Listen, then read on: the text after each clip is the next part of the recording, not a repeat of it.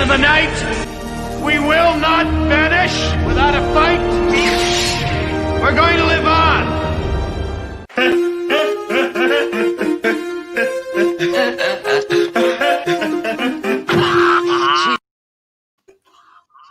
It is I, it is he, it is me, P-double-D, E-Tep-Wakuian from the Place to Be Reviews, right here with all of yous. I will deck your halls and beat up those walls, and it ain't even Christmas time.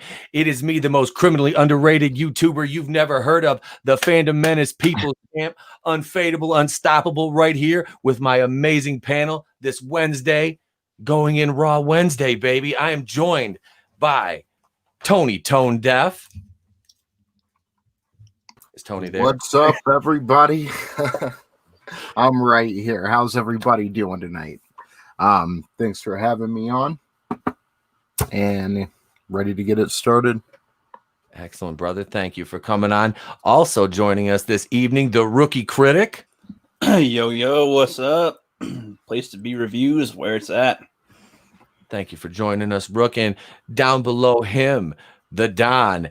All hail Salvador of 2 Cents Toys. Hello, salutations. It's me, Sal. This is my fourth appearance in 2 weeks since coming back or something. So we're on a roll, but that roll is like a basket at Texas Roadhouse. It will be gone soon. But we're here tonight. We're gonna have some fun. We're gonna talk some shit and do some shit.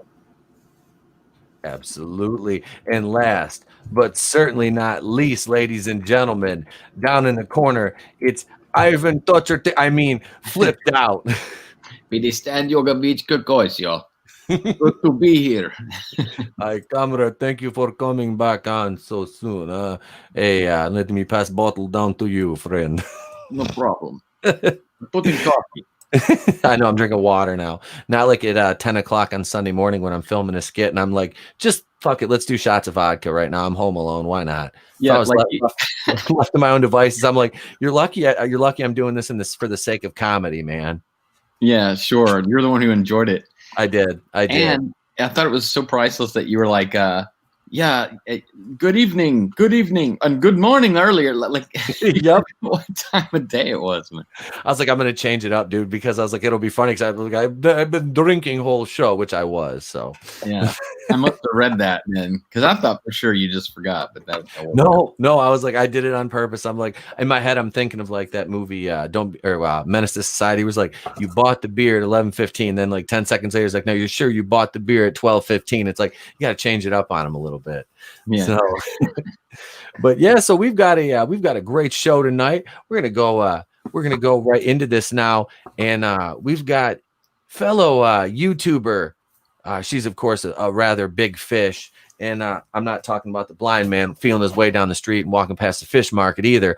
I'm talking about she's a rather large channel on YouTube. I speak of Miss Grace Randolph, and this article dropped from Bounding into Comics.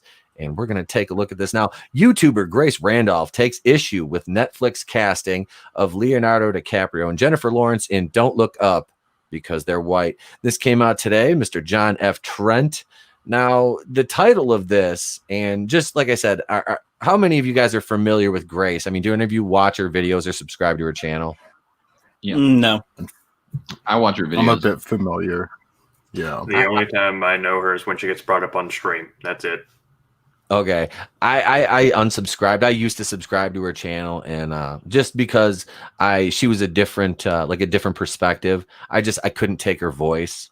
Honestly, I couldn't because she's so pitchy. She's like, and here's the from here. I'm like, oh my god. I'm like, I was like, you're very pretty, but I feel like your husband probably shoves like, I don't know, letter openers in his ears every time you talk. Like throw some foam behind your microphone or something. I know there's things that can some vinyl planks on the wall or something like.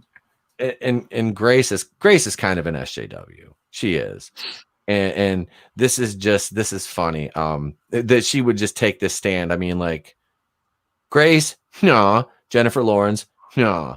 She because she looked like, duh. Does that make any sense to anybody? You know what I mean? That's basically the logic Grace used. It's like she. I'm just more upset that they think that Jennifer Lawrence can go toe to toe with DiCaprio. I know. Well, Like, I don't not only is he going to be like carrying that movie, he's basically going to be carrying her dead career. Yep. well, that's true too. But like, I don't understand what's going on. What do you mean? I don't understand what happened at all. All I right, don't so either. we'll Let's we'll dive break, into it. we'll break into this. YouTuber and scooper Grace Randolph reacted to the news that Leonardo DiCaprio and Jennifer Lawrence were cast in Netflix and director Adam McKay's Don't Look Up film by taking issue with the skin color of both Lawrence and DiCaprio. Randolph voiced her concern about the casting, stating, "This is a decisive moment for Netflix, getting Leonardo DiCaprio to co-star in one of their films with Jennifer Lawrence. It's probably the other way around. She's co-starring with Leonardo DiCaprio, let's be honest. They have officially arrived reproducing movies.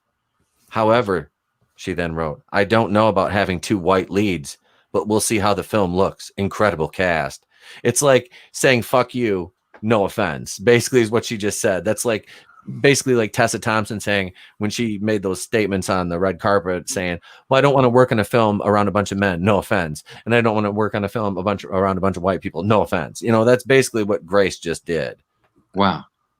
Okay, You know, yeah, I get it much better now. Yeah, I just want to say in 2018, that's when Infinity War came out, right? 2018.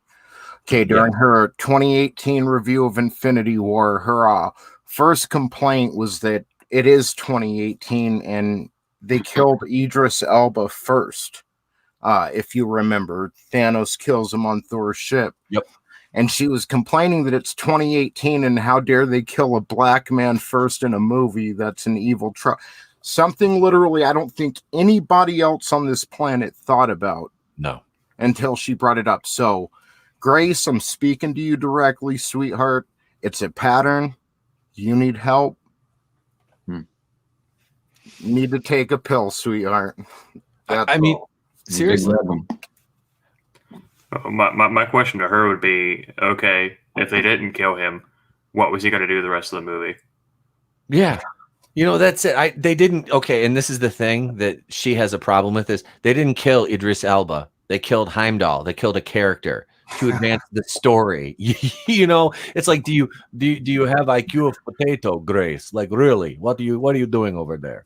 You know, are you poofing your hair out too much? I mean, that bouffant thing is just like, you know, I mean, no, seriously though, it's you know, we get called toxic, but like that is a toxic point of view. It's like the first thing you do is be like, oh my God, there's two white leads. It's like, well, maybe that's how the characters were written. Did you ever think about that? Like, that's not allowed? You know, it's like you're allowed to have leads from every other ethnicity, but if you have two white people, there go the red flags and the buzzers and the you know, the yellow flags are flying on the field. You're getting 15-yard penalties. And well, before she brought it up, I looked at the act as heroic because he died saving Bruce Banner, sending him back to Earth to warn the rest of the universe. So, guess the air got let out of that balloon. Yeah. I mean, seriously. Let's see. Here's the follow-up. It says Randolph would follow that tweet up with another one where she wrote, "Look, if you don't see the issue with two white blonde actors playing two leads in a movie where they play two modern scientists, meaning you really could cast anybody, then what the hell have we been doing the past few months?" Sitting on the couch and eating Cheetos and wearing masks. I was wearing one in the shower earlier. Should I not have done that? Fuck it. I can't imagine. I've never seen her act this way, honestly. Maybe it's because I watch her in a blue moon, you know.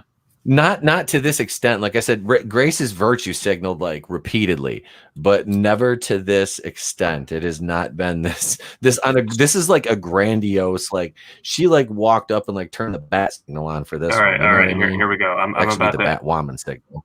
I'm about to out SJW and SJW. You ready for this? When she says, "Then what have we been doing the last few months?" Yes, because the riots and the protests have definitely been about black leads in Hollywood. That's 100% what they've been about. You nailed it, Grace. Gold star for you.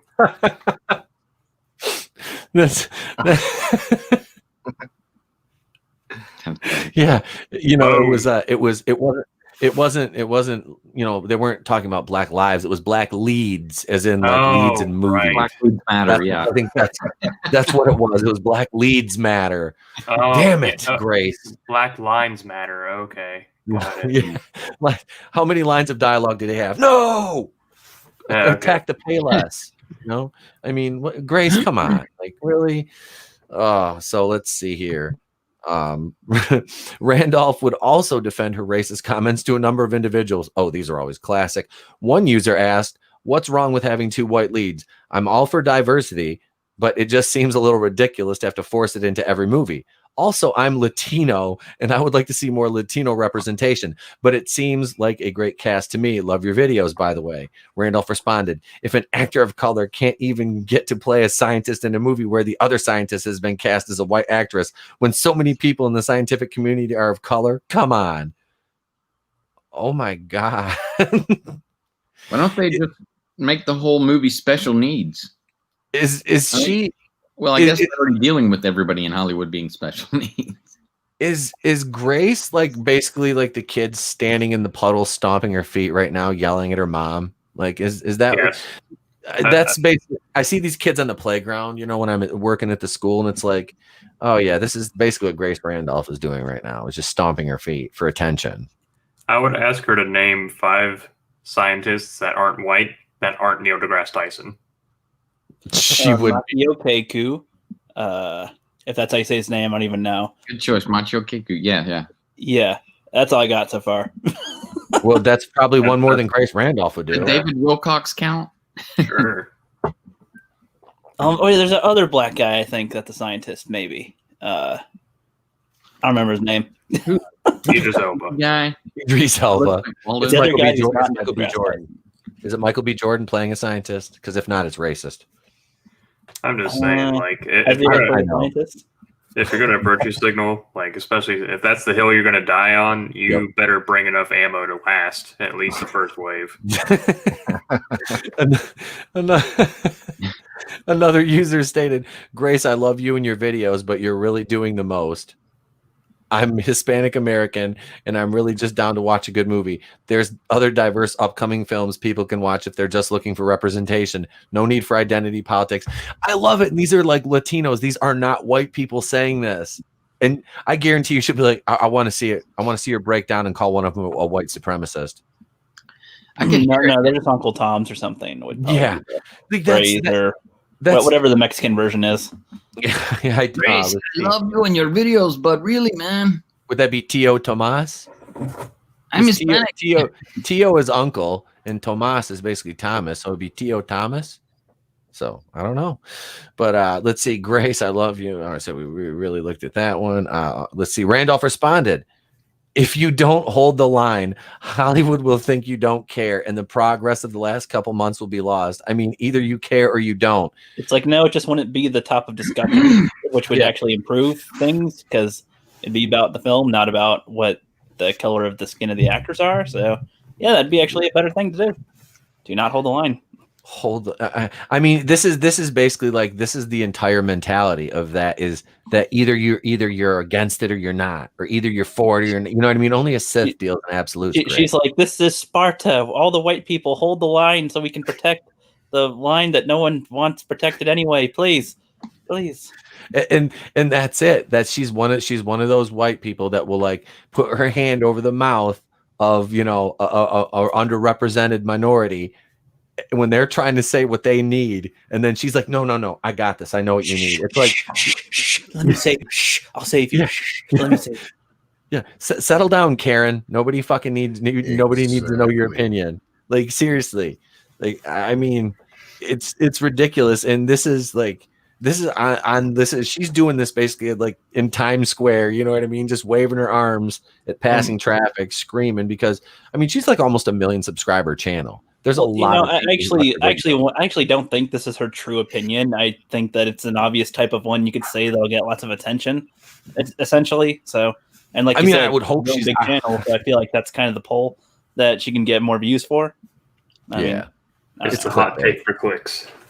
Yep. See, Karen gets a bad name because I feel like Grace, is a specific kind of Karen that, and Grace Randolph fits that bill. Like she would go into a TJ Maxx on Sunday after church and scream at some poor girl over an expired coupon, See, Grace is jealous of Karen because Karen would get the attention of the manager, while Grace would be like, "Oh, you guys brought the manager for her, but not for me. Yeah. Oh, see, I'm complaining too." And she like knocks over like a small clothes rack, and there's like, okay, exactly. Like, okay, and then she goes to great. Chick-fil-A, but she forgets it's Sunday. Like the employees would fear Karen over Grace. They'd be annoyed of Grace, but they'd be like, "Oh shit, there's a Karen. Oh god, no." A Grace would be like, "Oh, hi Grace. Gonna complain again today? Okay. Go over there, please. Yeah, that's fine." Grace isn't the one writing Yelp reviews. Karen is. Right. Karen's the one writing Yelp reviews. As reported by Deadline, McKay is directing Don't Look Up, starring DiCaprio, Lawrence, Jonah Hill, Hamish Patel, Timothy Chalamet, Ariana Grande, Kid Cudi, Matthew Perry, Tomer Sisley, actor Rob Morgan, and Kate Blanchett had previously been announced. This film will reportedly follow two astronomers who embark on a media tour to warn the public about the impending asteroid that will destroy Earth. Haven't we seen this movie before? Anyway, The Hollywood Reporter would provide a bit of a different spin, describing the astronomers as scientists instead. They also claim that the two scientists will be played by Lawrence and DiCaprio. The Hollywood Reporter also details that Grande, Kid Cudi, Perry, Tomer Sisley will have cameo appearances. This movie is expected to start filming in November in Boston. See, there's something I'm missing that they didn't actually say to include with a diverse cast there that they just announced, because there are some pretty diverse names. I don't know about you, but the soundtrack actually, or I guess the soundtrack's a good word for it. For this movie is actually being written by a male to female transgender. Okay. They're fronting the band. I think they're called Aerosmith. I think that's who's doing the soundtrack.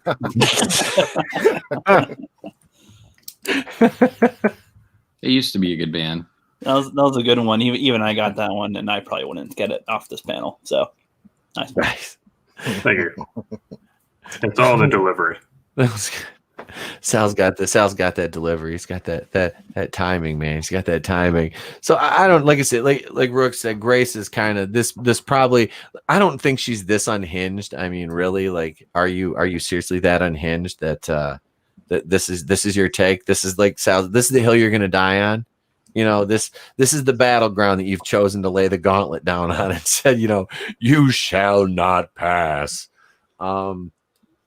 Well, see, that would never happen, though. She would never utter those words or sacrifice herself, because then she would just come back as Grace the White.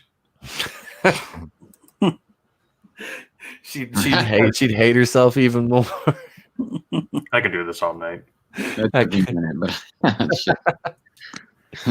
So, and this just goes along with the rest of the insanity in Hollywood right now. It's like, and is it me, or the whole time that, like, if Leonardo DiCaprio were to like hear that Grace Randolph was complaining about this, can you just see him? I mean, Leo is just like, he's sitting there like this right now. Just, oh, wait a second, damn it, that ruined the whole fucking joke. Because I was gonna be like, he's just sitting there like that, just that grin on his face is like, what do you got? What am I gonna do?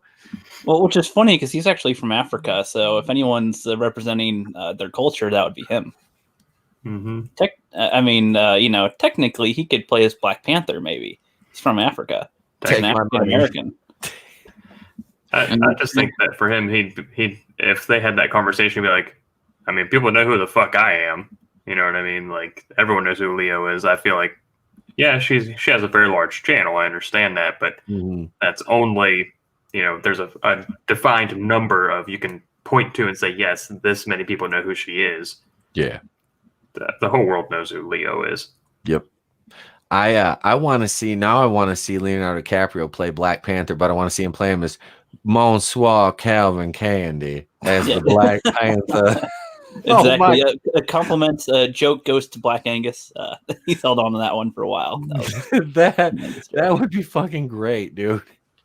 Leonardo DiCaprio as Black Panther, but as Calvin Candy. It'd be like Robert Downey Jr. playing Kirk Lazarus playing a black guy. You know what I mean? Like, oh yeah, that would be That would be comedy gold, I think. And keep them as white as possible, but just treat it like it's normal. Just don't acknowledge the fact that he has a Southern accent and he's white. I mean, just don't acknowledge it at all. Like everybody could like from Wakanda could like look at him funny, and he's just like, I do not understand why these folks are not accepting me as one of their own, for I am a son of Wakanda. You see Shuri call him, you dirty colonizer. I do not simply understand your I think it'd be funny if they didn't even acknowledge it at all either. She's just like, yeah, look at these two whiteys that came here for the first time. Like, oh. They're calling everybody else white except for like him. You know, there's like the Avengers show up and they're like, you know, look at the colonizer, and then the black, they're just treating him like like normal. They like don't. It would be funny if like Shuri was the only one and she like complained about it and they just told her to be quiet. Like, I mean, fucking Steve Martin got away with it for a while, and when he was playing the jerk, fuck that movie. Navin, I grew up a poor black child in South Carolina. My name is Navin R. Johnson. That I remember the first time I saw that movie for the first time shortly after I watched Little Shop of Horrors with him, and you know, I'm your dentist. That shit, I you know, that and the Three Amigos. We're talking about old movies. I mean, in Steve Martin, you got to talk about Three Amigos. That was, that's when comedy was like, it was great. And, you know, you could do satire and people, you know, understood nuance and subtleties, and you didn't have to be ham-fisted about everything, you know.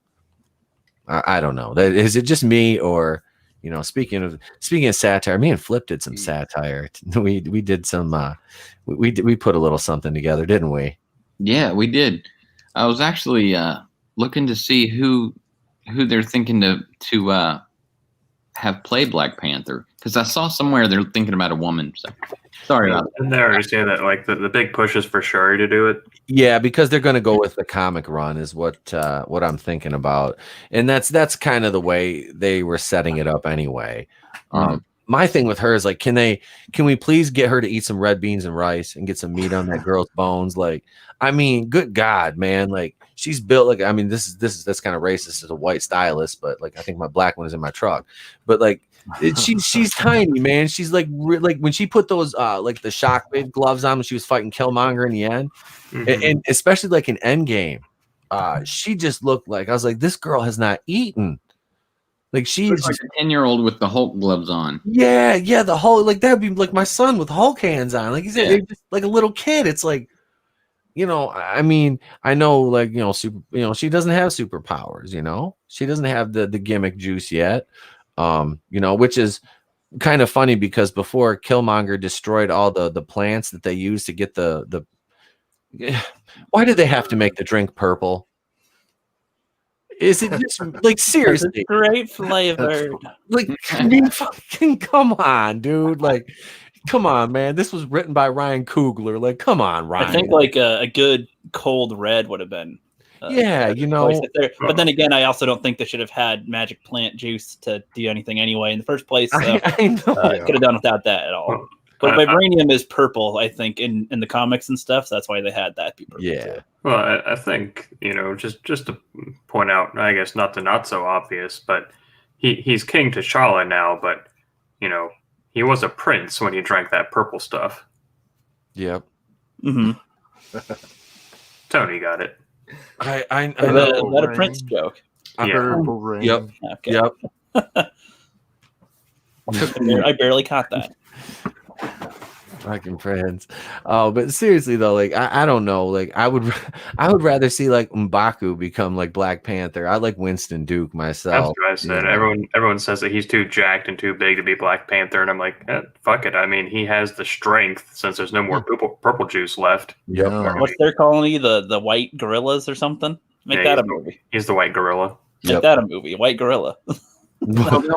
Black Panther, white gorilla. They'll go back in time to get more purple juice, without a doubt. They use the quantum realm. Yeah. They opened up that big ass can of worms, so now it's go back in time to solve everything. Well, and to kind of expand on that a little bit further, that goes down to the leaks we were talking about, the possible. Now take this with a grain of salt.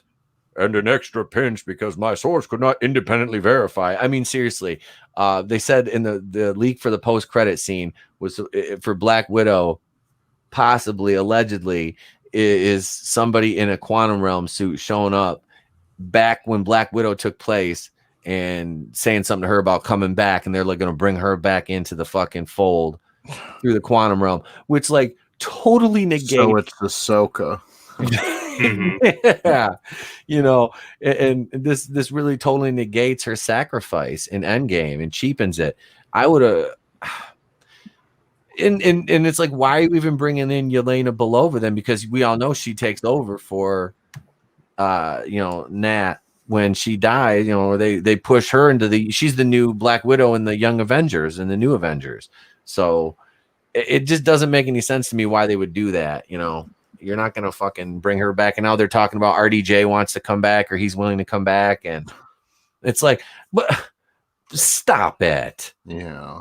Unless they're going to say that he was a fucking Skrull the whole time, which they haven't. They haven't. Why the hell not? I hope not. I don't want him to either. But think about it. That's a lazy, the quantum realm, or saying that they're a Skrull. That's just a lazy out. I see them bringing Captain America back first for the Skrull, because wasn't he in the Skrull War? I think so. Yeah, it seems like I remember seeing him in the Skrull War, and he turns out to be a Skrull, right? So, all I know is in one of the cartoons, he definitely was. He was like one of the first ones replaced, I guess, for a little while. Then had to escape with all the other ones that were up there at some point. Yeah, the Secret War, Secret Invasion. That was 2009, 2008, I think, because that's around the time the Dark Avengers took over, which was actually a really cool concept. For those that don't know, Iron Patriot was supposed to be Norman Osborn, and he was a bad guy. So, anyway. But yeah, I think that was right after the original Steve Rogers had been assassinated by, I think it was Crossbones in 2007.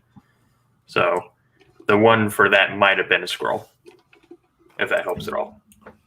They didn't do Crossbones any justice in the MCU either. Nope. They really didn't. And he's a cool character, man. I like, what's his name, Frank Grillo that played him. I dig him too. Yeah, I thought that in the Agents of S.H.I.E.L.D. show, I thought that the character Ward was going to be Crossbones, because by season 3, they kind of implied that's what he was kind of making. I think one of the characters even said, "Your little Bones Brigade, it's got to stop," or something. And it was like, okay, weird. But then they killed him, and they still brought him back like 3 times in the next seasons. That's a different character. But yeah, that was an interesting show. They had interesting concepts in that show. Not the best overall, but still. I've seen like maybe a couple episodes of the first season. It's like I started watching it and just kind of like fell off of it. Yeah, that's the thing. It's one of the ones where if you hang on for a little while, it increasingly gets better. Okay. For a little while, but then there's some slow points. They're like, "Why are you doing this filler episode?" type of thing. And then there's some they're like, "Oh shit, this is a fantastic one." But like, what I mean is for Bones, Crossbones, essentially, like if that's the character he was supposed to be at some point.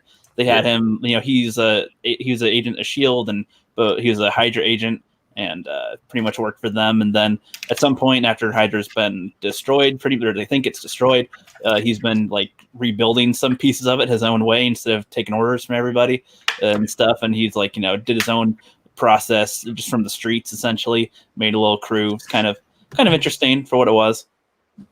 Okay. Like with S.H.I.E.L.D. and Hydra both being underground and doing their little fights. Yeah, that's kind of because they're both kind of trying to stay off the grid, and yeah, man, I'd like to. Like I said, it'd be worth checking out. If somebody could make like a compile, like a condensed version of the show, I think people would like it more. Because, like I said, there's some parts in some episodes they're like, we don't need this here at all, and there's some episodes they're like, get the hell out of here. This is a waste of time. Well, there's one of the characters they're talking about carrying her over to the Agents of S.W.O.R.D. show that they're doing, the Nick Fury show for Disney Plus now. I want to. I don't know if it's Quake.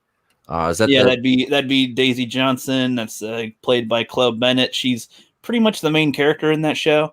She started as just like a little hacker Yep. and then became slowly a shield agent, like just learning some more skills in general. But then also turns out she was an Inhuman, and then became super duper powerful as she was growing. And and there's time travel in the show before in the movies, actually. Wow. But it made more sense in the way that they did it, and to where they can't replicate it. So Okay. it was actually like you can't do it again, essentially. So All right. they closed their holes, essentially. And I know that Jamie Alexander, Lady Sif, had a cameo in that, which Yeah, she did. It was okay. If anything, it was just more. Yay! They kind of almost acknowledge the movies and show are connected, but yeah, barely. See, I have a huge crush on her, and like Yeah. I should have seen more of her. She would have been cool. I wanted to see her in the movie, like as Valkyrie, not Tessa Thompson, but that would have made more sense. But I guess she kind of fell out of favor with the MCU people because she made an appearance on that show, because it was Joseph Loeb, I believe, that was running the TV show. He had heat with the Marvel cinematic. Oh yeah, people. but there's huge beef between all that stuff. That's why you don't see. I think after season 2, you don't see any Nick Fury cameos anymore, because they just became completely separate entities, essentially.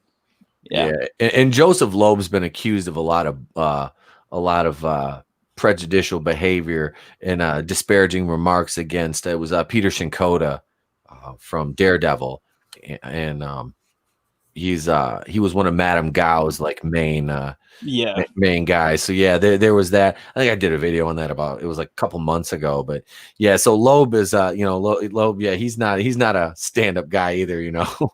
So Yeah. he's kind of a dick. But I mean, that's just who in that business isn't in some way. You know what I mean? Like you pretty much have to be a dick to have your fingers in anything in Hollywood. If you're totally nice all the time, you're not going to have a place. You'll just be following orders. Yep. If you at most, be one of the rank and file. Integrity. No integrity if you live there and work amongst those people. Yep. It's Tessa Thompson was backing Cuties, if I remember. Yes, she was. Yeah. And that speaks volumes about her character. Like I said, any statement she previously made trying to be virtuous are now negated because you defended that pile of crap. Sorry. It's too bad. Yeah, she's just I can't stomach her. She's just not a it's a, and you look at Asgard, bro. What's that? She's the queen of Asgard. Oh yeah. Oh. Yeah, or wait, didn't they call her the king? I mean, I don't know. Yeah, I don't want to assume she's king.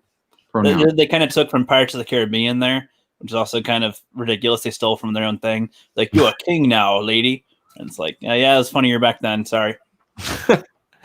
Oh God, Tessa. Yeah.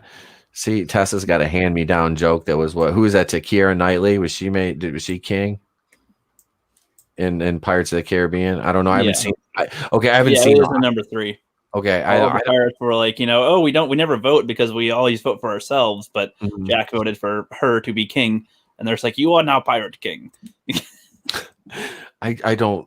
I remember like maybe the first or the second one. I don't know. Were you drinking the rum? No, I wasn't. Like I said, what is it, like 6 or 7 of those movies? Yeah, I think I saw the first 2. There's just 5, unfortunately. But, okay.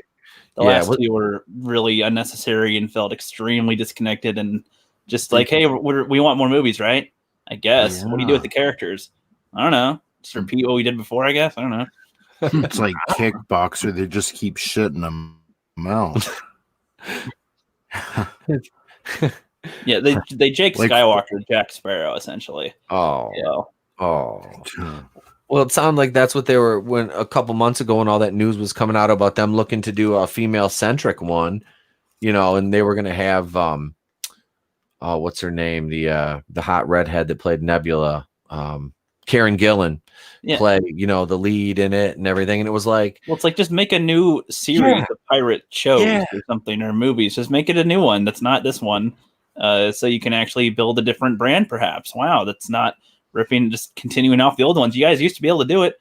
The Pirates one actually was a humongous risk when they first made Pirates of the Caribbean. That was like man, Yeah. pirate movies so far have not been that great, and not that well received, not favored really. And then the way they're doing it, and the way that Johnny Depp was doing Jack Sparrow, they didn't want him to be like that really, and they were like, oh, are we gonna make money? Who knows? And so they got real lucky that was successful. But that's balls, and that's what counts. They tried and they took the risk. Now they're like, no, let's play safe, please. Let's not make any more brand new stuff. Let's just continue the shit. Yeah, that's true. And like when they started making money, everybody else wanted to do pirate movies. Like you saw a couple of B-class movies come out that were terrible, and then you never saw them again. But now that they stopped, they made that 5th Pirates movie and it sucked. Nobody touches it. Not a soul. Thank God, in a way. Just give it a rest for a little bit. Yeah, a little bit.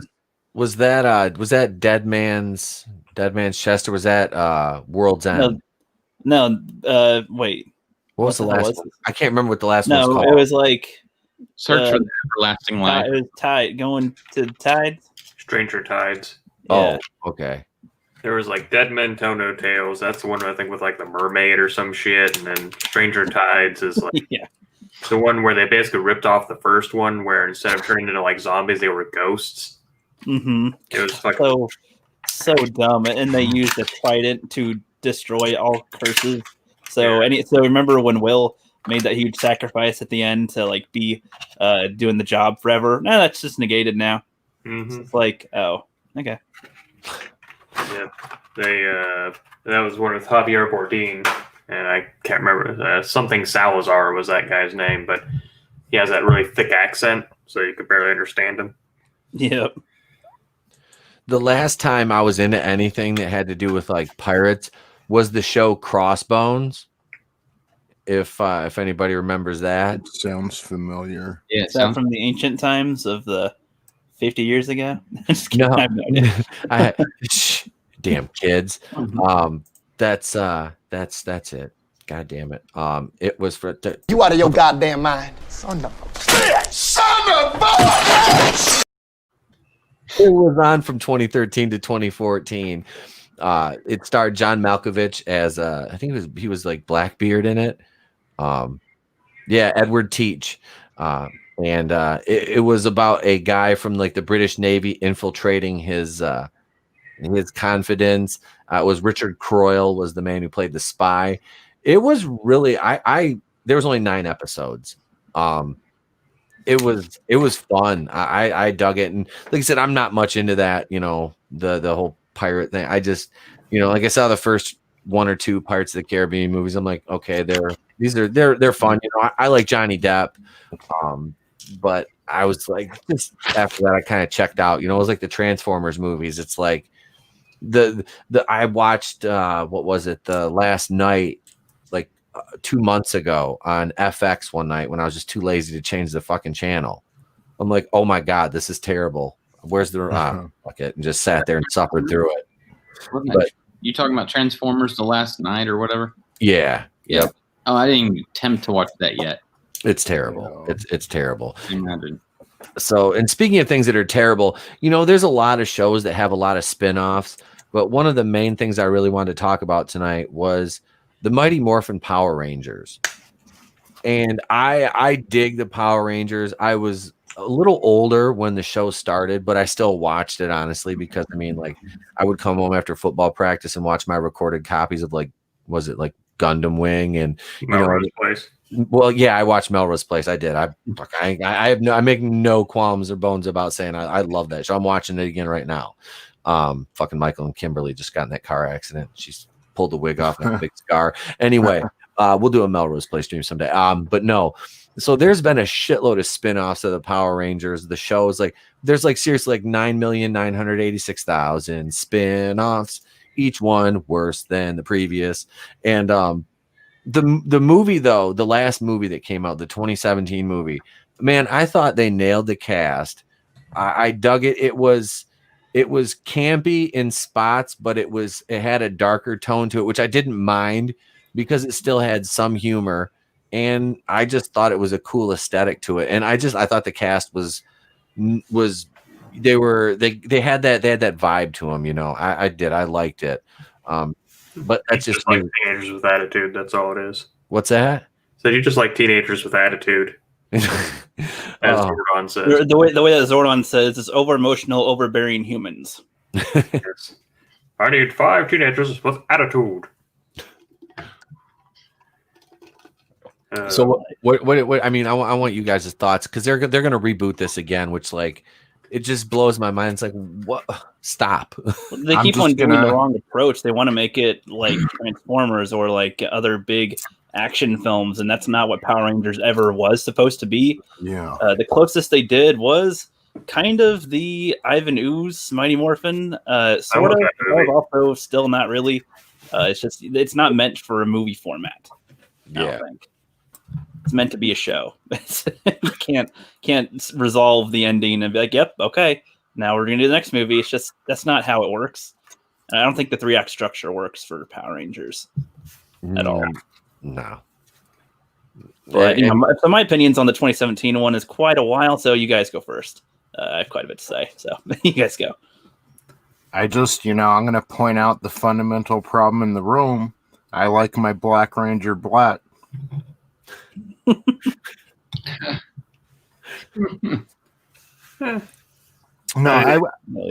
You need to do some hop keto. I always feel going back and looking at Power Rangers because I was a fan of the original series. I had the original line of toys, which were really hard to find at the time. And I feel like they've always had a missed opportunity in Lord Zedd. I feel like he could have been one of the just most badass villains in pop culture had they played him right.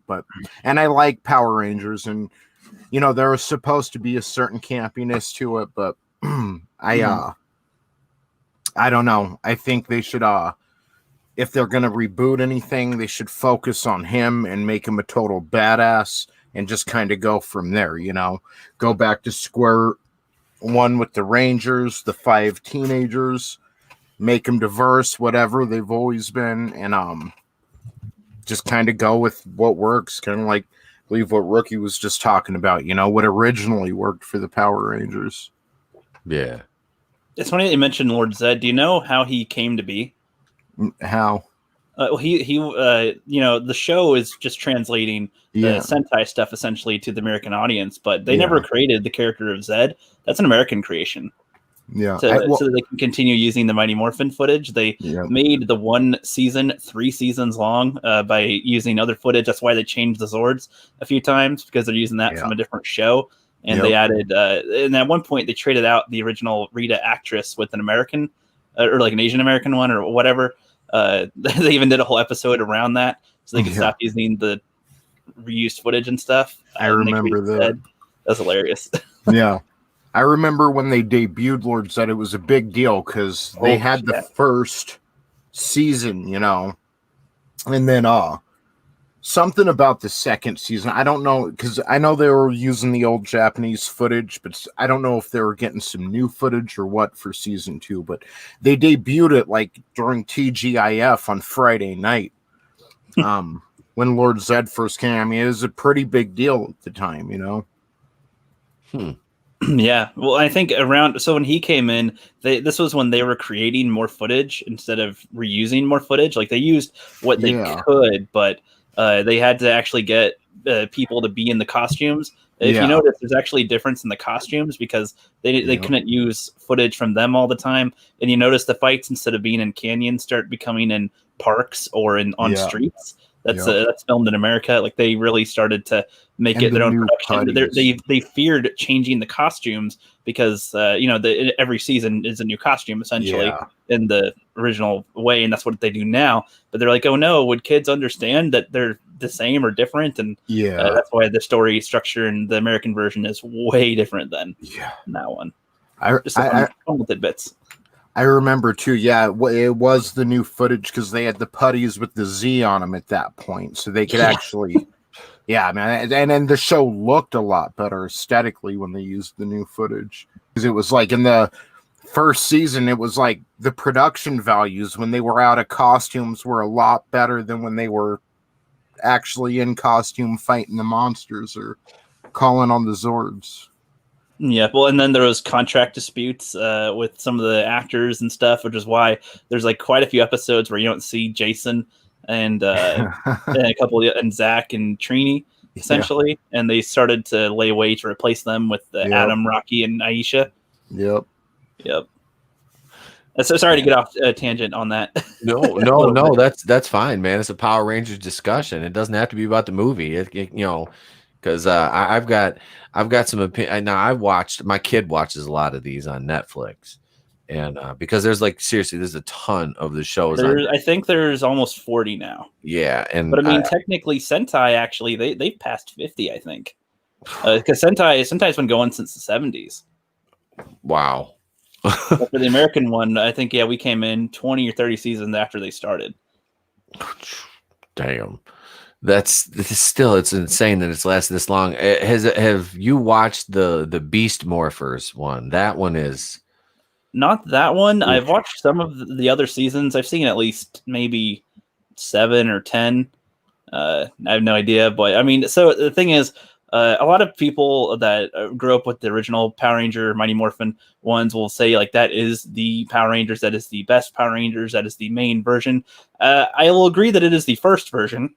I will say that it has a good formula here and there, sure, but to say it's the best, especially while not seeing the other seasons, it's like Time Force has much more adult things in it. I would say that are more story structure, character building, much better, and even Jungle Fury, which has its moments. I'm kind of like I'll roll my eyes, of course, but it also does a lot, and especially how we like people to train and actually work up to what they do. That whole season is based around training essentially, and really do that well, and about learning and all that. So it's like there's seasons that actually do really good. Galaxy had some stuff that was where they had a Ranger die for the first time, like was killed, and by a Psycho Ranger no less. So there's other seasons that have a lot of their high and low points and stuff that I'd say then that do the Power Ranger formula better than the Mighty Morphin. Mighty Morphin is good, but it's like as far as characters go, I don't know. They really didn't flesh out characters very well and kept them very stereotypical in Mighty Morphin. Okay, I'd say. Yeah, brother. What's up, Goober? What's up, man? How you doing? I watched. I think I watched the Time Force one. I've sat through, so I kind of tune them out after because they just kind of run together for me. Yeah. Some of them do, because it's like, wait, didn't we just the one team? I can't remember which one it was. There was like 6 or 7 of them. I'm like, what the, I'm like, where did they pick up backup dancers or something? I'm like, where? It was, but that Beast Morphers one, that reminds me of the kind of the slapstick aspect of it. Reminds me of like the first season of the Mighty Morphin Power Rangers. Yeah. Well, what they do now is in a lot of the seasons they'll like rotate and have like a more silly season and then have a more dramatic one sometimes. So this one could be more of the spoofy type of one because like they had Ninja Storm, which was like very goofy, I'd say, not very intense. And then after that, they had Dino Thunder, which was the 10-year anniversary, and they brought Tommy back to be the Black Ranger and the new leader, essentially, of the Rangers. And it was still on the goofy aspect, but took it a little bit more seriously. So they go back and forth sometimes. That was the thing that bothered me about the end of the 2017 is they set up to have the Green Ranger come in the next movie. They had Which that. Was going to be a woman. Yeah. Was it supposed to be? Yeah, I remember shortly after that movie came out and all the buzz about, Tommy Oliver being, absent from detention. They were all the cast was like, yeah, it should be a woman this time. Well, it's like that's what Rita was. So that's actually a good way to segue back into 2017 ones. I guess, was there any more stuff from you guys? Or I have like 3 things to say. One, I really liked that Rita was the original Green Ranger, with Zordon being the Red Ranger. I really liked that. I thought that was really cool. Yeah. I did not like Goldar at all. and I felt like the whole thing was one long Krispy Kreme commercial. Oh yes. So, yeah, I mean, 2-hour ad. I liked certain things about it. I was okay with them swapping the characters around, like the characters in their respective colors and all that. I thought that was, it was what it was. Excuse me. I thought it was okay, or at least an interesting thing to introduce. I think it was Billy in the movie had autism or Asperger's or something. Yeah. Mm-hmm. So I was like, oh, that's an interesting thing. I'm not sure how that's going to help him in the heat of battle, but I think that's interesting.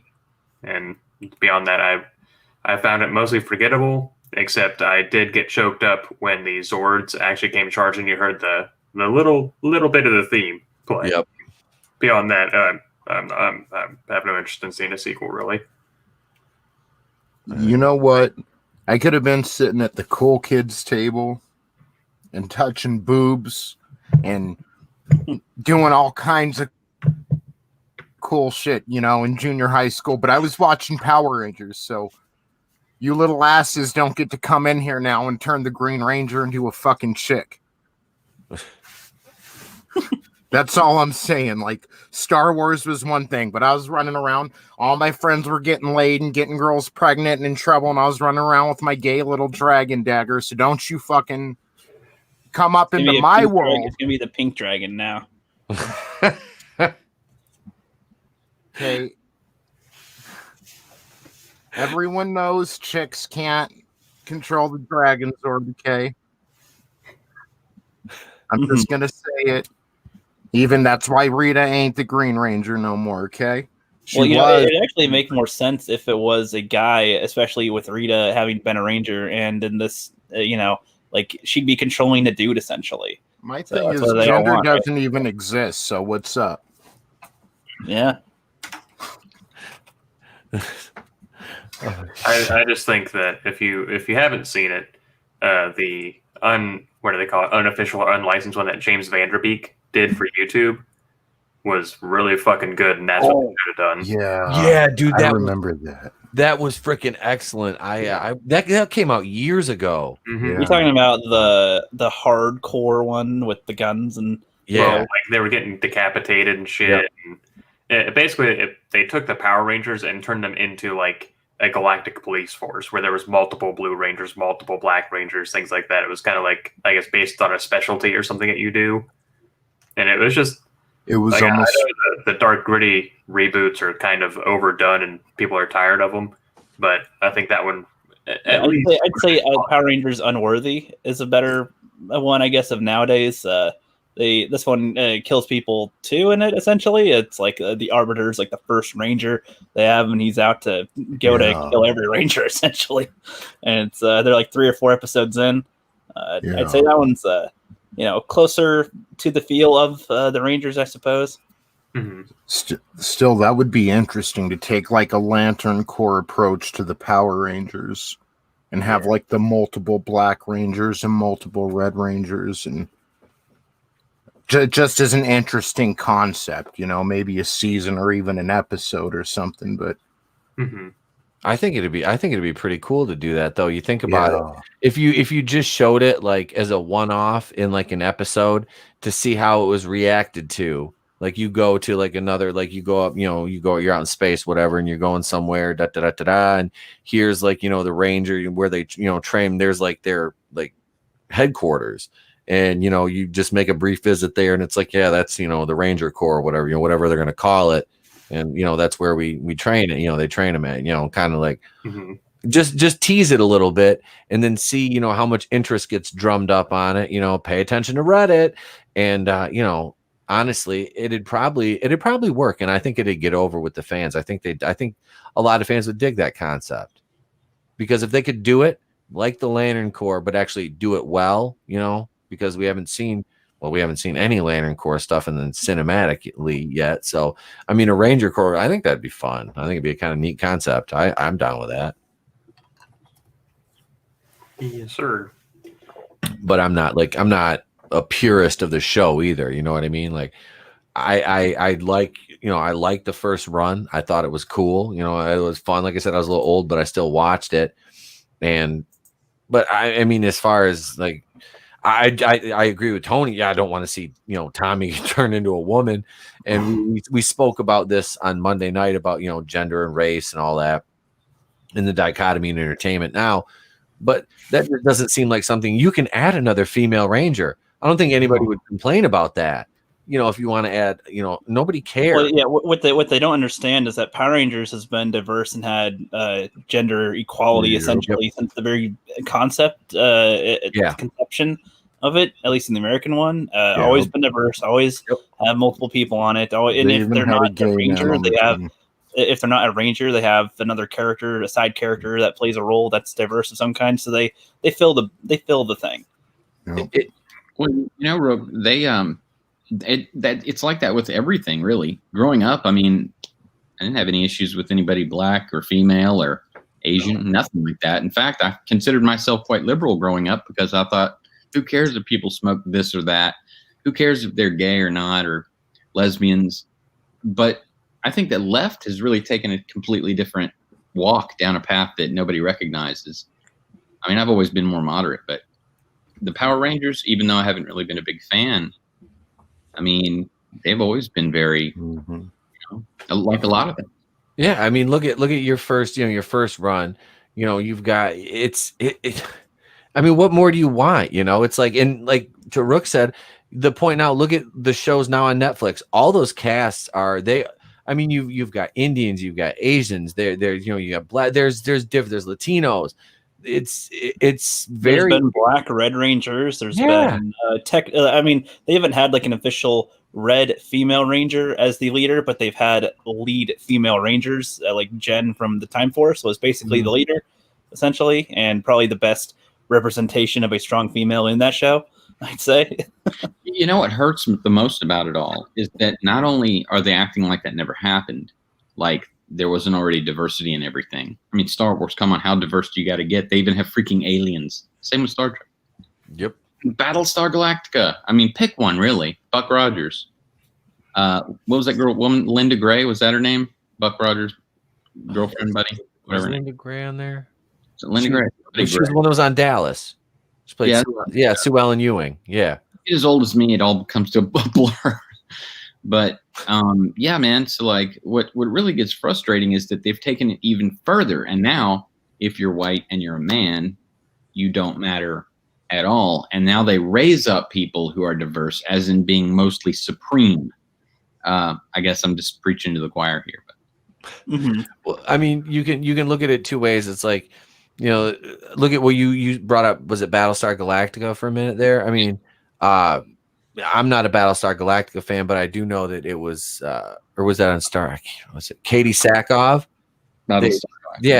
She was Starbuck on the new one, and Starbuck was what, Dirk Benedict, the guy from A-Team on the older one.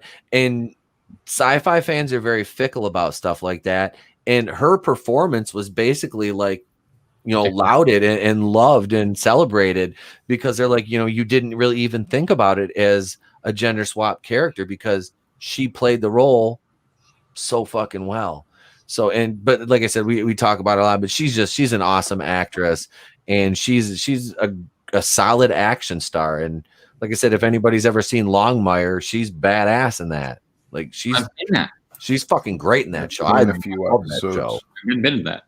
Yeah.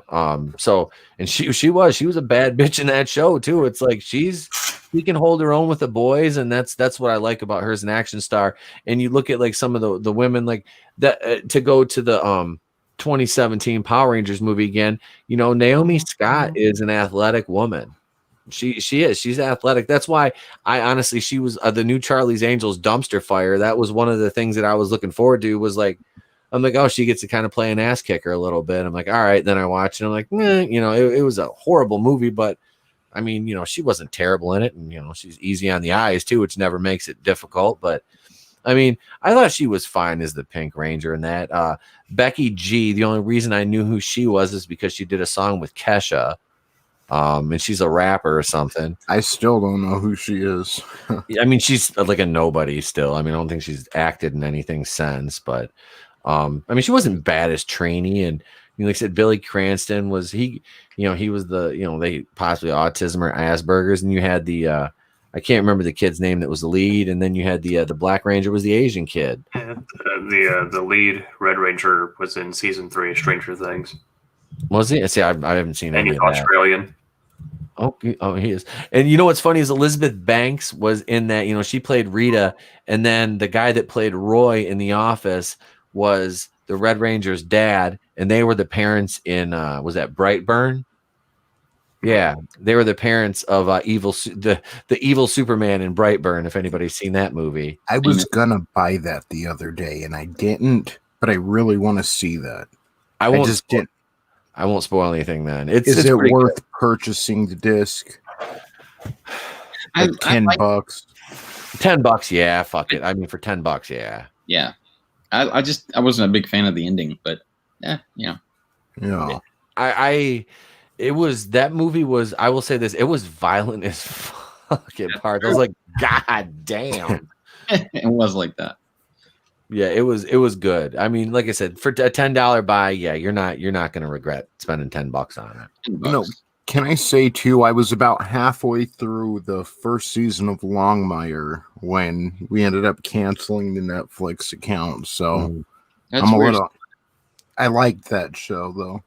Yeah, it was good. I was disappointed that they ended it. I really was. I was like, man, I thought they could have done a little bit more with that because they left some cliffhangers off. And but yeah, it bugged me that because that was on AMC originally, then it went over to Netflix. Yeah, it was AMC. That would explain the quality, I think. Yep. It didn't come off like a Netflix show at all. No, they had a decent budget for that. And what's his name? Jason Taylor that played Walt was good. And one of my good friends who's he's not here tonight. He's one of my mods is Flair X, and he's read the books and he said the books are solid too. So I'm like I didn't I knew they were based on I don't get to read many books like that. It's like I usually end up watching the show, comic or something. But no, that was solid. And Netflix, that was one thing. Like I said, I don't pay for Netflix. I never have. So.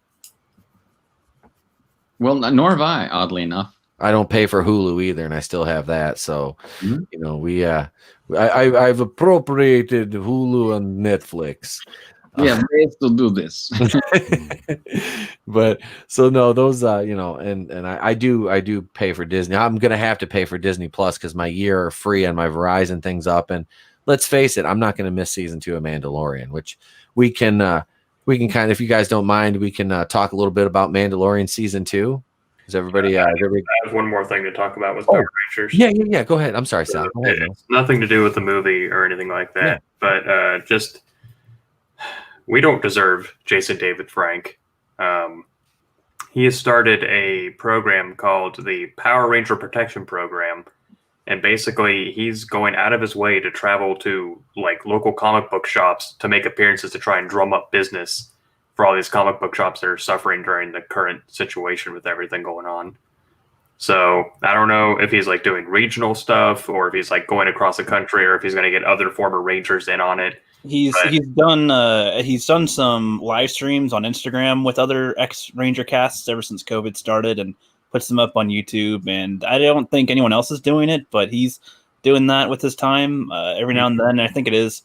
I think he goes to some different states, but I don't know like how far he goes out of his way to do it. But he is trying to do that here and there. And I know he lives in Austin, Texas, I think. And so I know he's traveled around Texas and he's hitting like some of the surrounding states, but just we don't deserve him. Yeah, he's really good.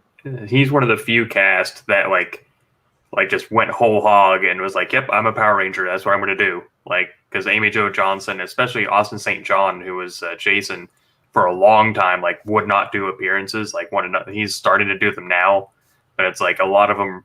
Him and I think Zach. I know he's one of the people that has like 3 names like for his name. Something Emmanuel. So I can't remember his name, but he's kind of just embraces the Power Ranger part of himself.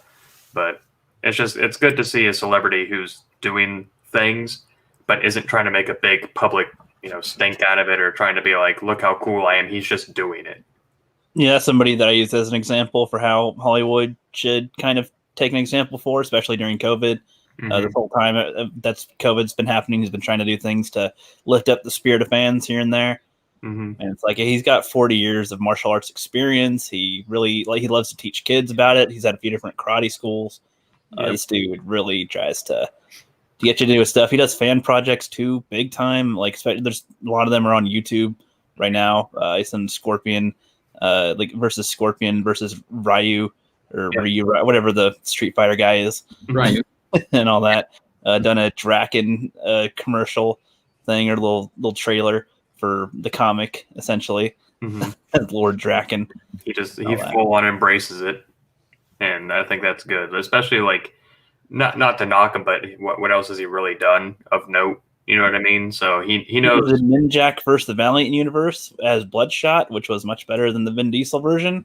But nobody knew about that film.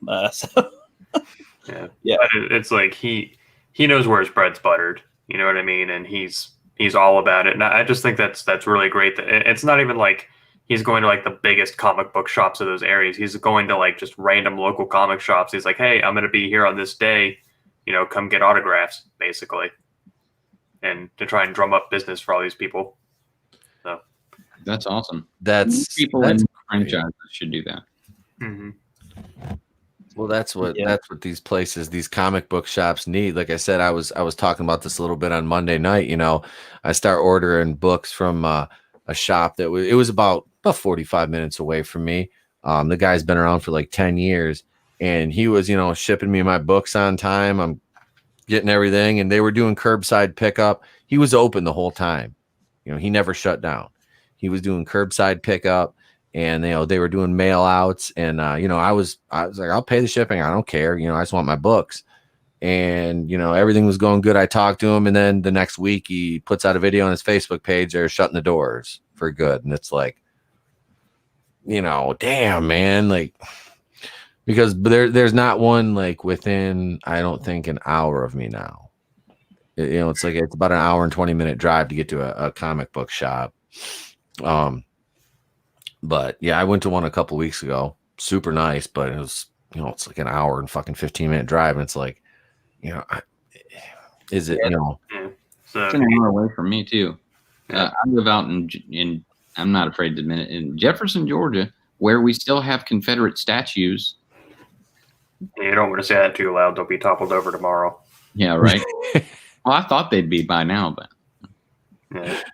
But, so this is I don't have the article pulled up. I just have it on my phone. It's from kens5.com.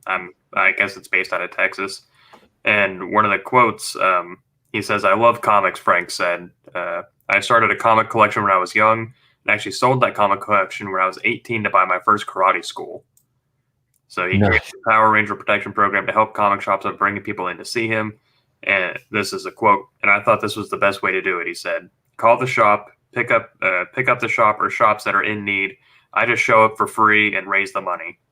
Guys can get their stuff signed or not. I just get a chance to meet people." Yeah, that's awesome. And I've met Jason David Frank before.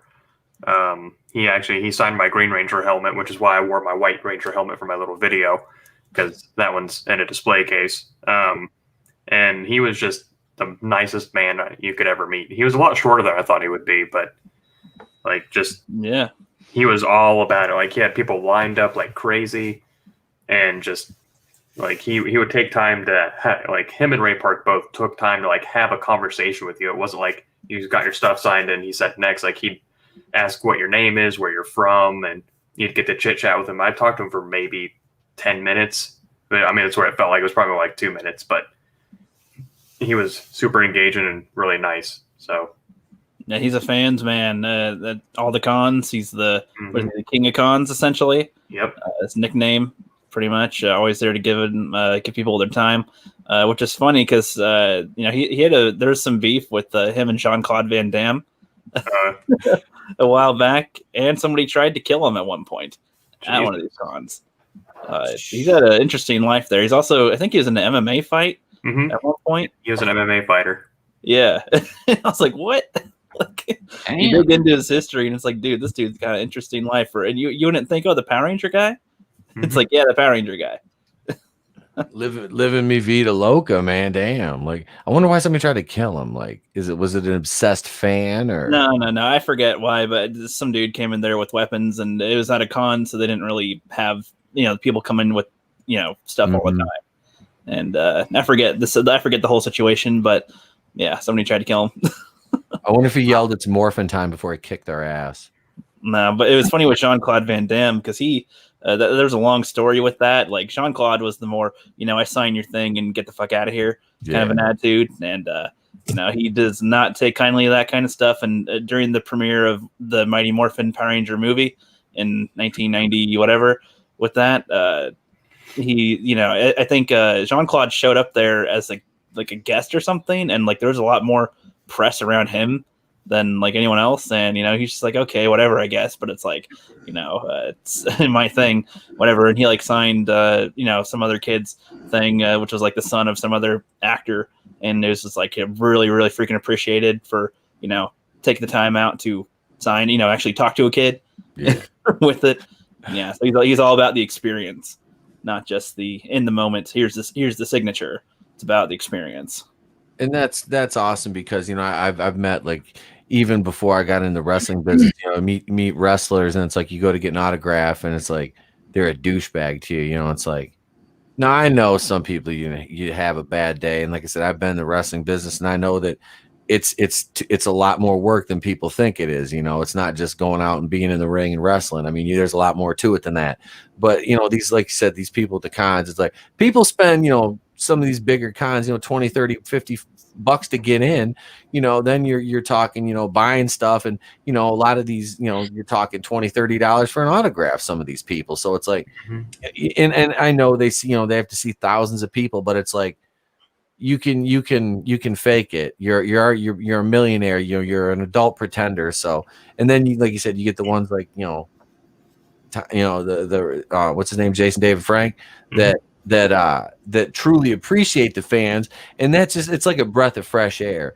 It is a fan of things like that, and I always like to see people that are they don't get to where they forget where they came from. They remember their roots, and the people that that helped them get there. Because it wasn't for the fans, what are you really doing? And he's actually had a YouTube channel for years, and never really publicized about it, and post a lot of stuff up there, motivational things and behind the scenes stuff.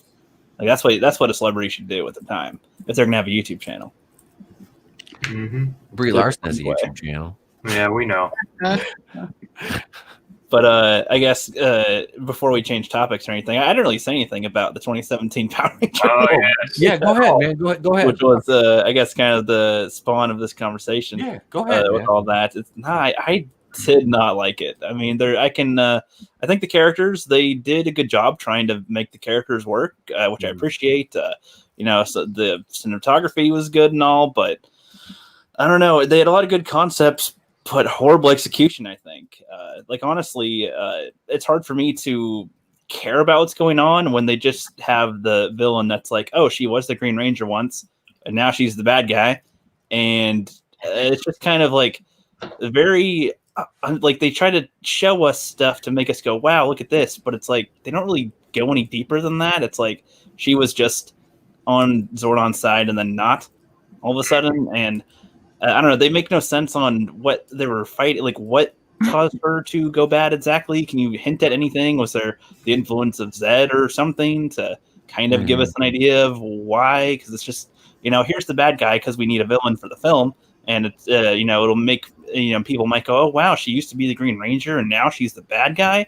It just seems like they tried to nostalgia trip you by they only played the theme music like once for a sec, and that's like considered it good. Like, I don't.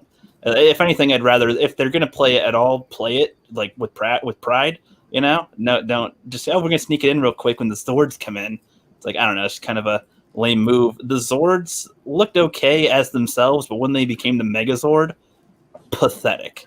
Like they literally took a Pacific Rim draft. I feel that's not even like a final thing. It was just literally like just a tall person robot really? That's you're gonna go with? And the CGI, I'm sorry, for giant monsters fighting, really, really dumb. I thought it would have been hilarious if they actually had the miniature model and had somebody in a costume, doing like they do in the old days. I feel like that works better in some ways with it. Like what was Rita's plan again? Get the Zeo crystals and then like, blow up the Earth or something? Yeah. What was it? Basically, that was it. Like, she wanted to get the crystals, which were But, like, what was it for other than destroy the Earth?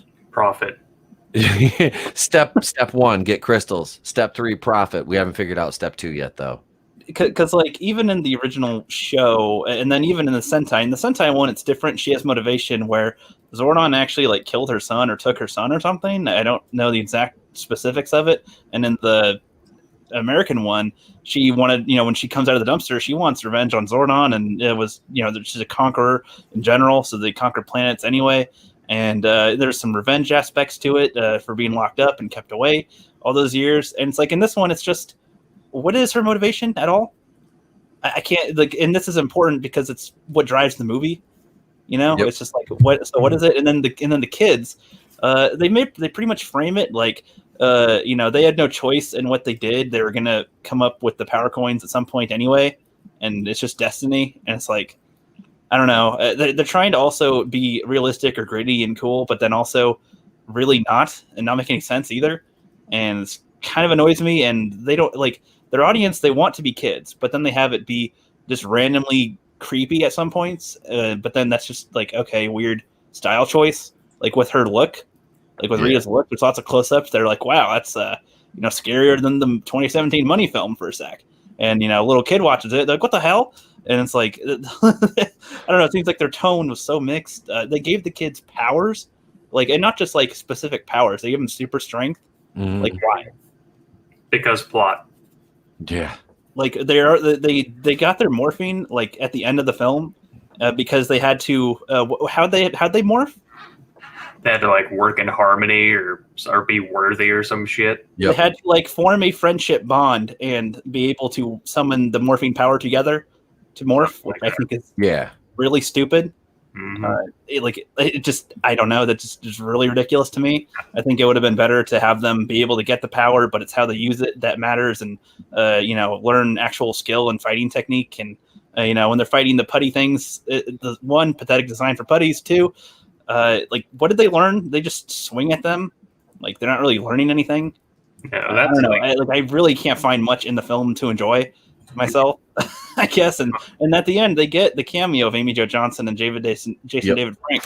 They were able to get them on the set, and we're like, nah, just hold your phone out and take a picture at our cool shit. Yeah. Like, are you fucking kidding me? That's you don't need him to be a ranger, but he could have been like their teacher, and he doesn't even need to be a full-on mentor, but he could be one of those side characters that helps them on their journey in some way, shape, or form, unknowingly.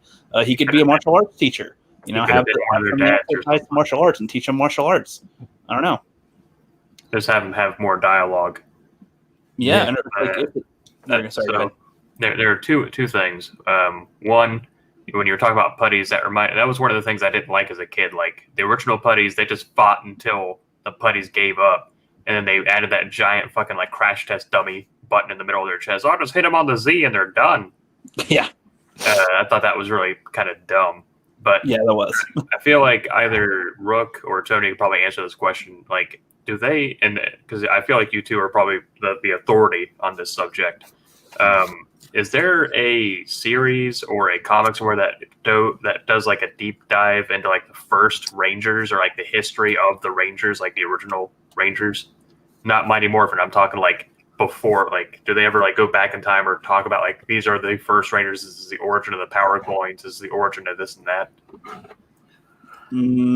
I'm sure one exists, but I haven't seen one. Yeah, they've like touched on it a little in the shows, but nothing like major. But that always interested me. They reference it in bits and pieces, but there's never like a full. Yeah. This is what it is. Yeah. Okay, because that was the only thing I liked about the 2017 movie is that Zordon, I guess, was like the first Red Ranger and shit. Like I liked that, and I wanted to see more of that.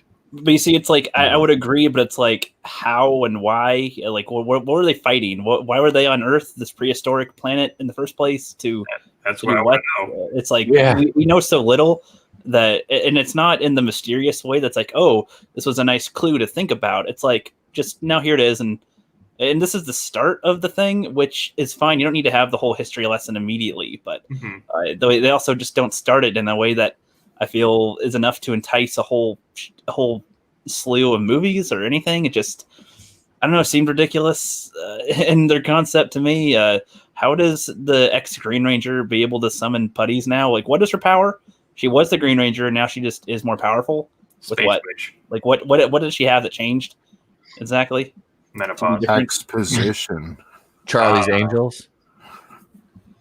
I mean, I guess so, but it's like, She was I still don't know, mad it's having her knocked up. That's all it is. Diversity. yeah, I mean, the jokes in the movie too are just like, he jacked off a bowl. It's like, I don't know what, like, so what is their audience? Do they know their audience at all in any of this? I don't know. And the bully character, I'm gonna break your wrist. What the fuck? Like, it's not. It's like satirical. I would have thought this was a spoof movie, in a way. Like, you know, like, hey, let's take Power Rangers to the extreme for a sec. But it's like, you can go extreme, but they don't do it in any meaningful way. I feel like, and they almost had a character say she's a lesbian, but they kind of leave it vague. But I'm like, well, I mean, that's fine, I guess. But I don't know. It's just like, it's just like, I don't know what else there is about them. The Zach character, the Black Ranger, well, the worst one, I'd say. Like, they want us to feel for him because he has a sick grandma. That's his character, as far as I can tell. Yeah. Unless you can, you know, is it different? Is there, No. what's cool about him? I don't know. He's just there. He's kind of a smart ass, and he has a sick grandma that he plays chess with, and he's Asian. That's basically his character. Yeah, I mean, they did okay. Like I said, they did okay with Kimberly. They did okay with the most of them, but honestly, they act so different than their show counterparts. Why not have them be different characters in general? If you're like, why give them the same names if they're not going to be anything like what they're based off of? Mm-hmm. Is Which this they could have done, and that would have been fine. along with last year, Rookie? Is Was this the film we did a watch along with last year with? Oh my god. We did a watch along for Mighty Morphin Power Rangers. Was it the movie? I don't know if we did it for the 2017 one. I don't know if we did. I don't remember. Mac was there. Can't remember somebody else. Is there's three, right? There's the 2017, the one with Ivan Oozen. Didn't like Turbo get a movie? Yeah, there's Turbo Power. There's the Mighty Morphin one, then Turbo Power Ranger movie, and then the 2017 one. I forgot they did a Turbo Rangers movie. I think that's on Netflix. I know we watched the newest one, right? It was the kids. There was like a big dirt field or something they met out on. Well, I mean, that's all Power Rangers. They always go to a dirt field at some point. They always go to a dirt field. I don't remember us doing a watch along anything with Power Rangers. I don't remember. Oh yeah, we did. Well, I'm sorry. Go ahead, Flip. I was just gonna say I was gonna dig through his library. Go ahead, man. That was something else I had a problem with, and I don't know. I think what I did. Never mind. I'm off topic. Anyway, so I feel like something else that they kind of did shitty was the whole Angel Grove for that movie. Because as a kid, watching Angel Grove, like in the Mighty Morphin, like I wanted to live at Angel Grove. I thought that would be so cool. And then they did this kind of like sleepy little town for Angel Grove. Yeah. And then it gets utterly destroyed.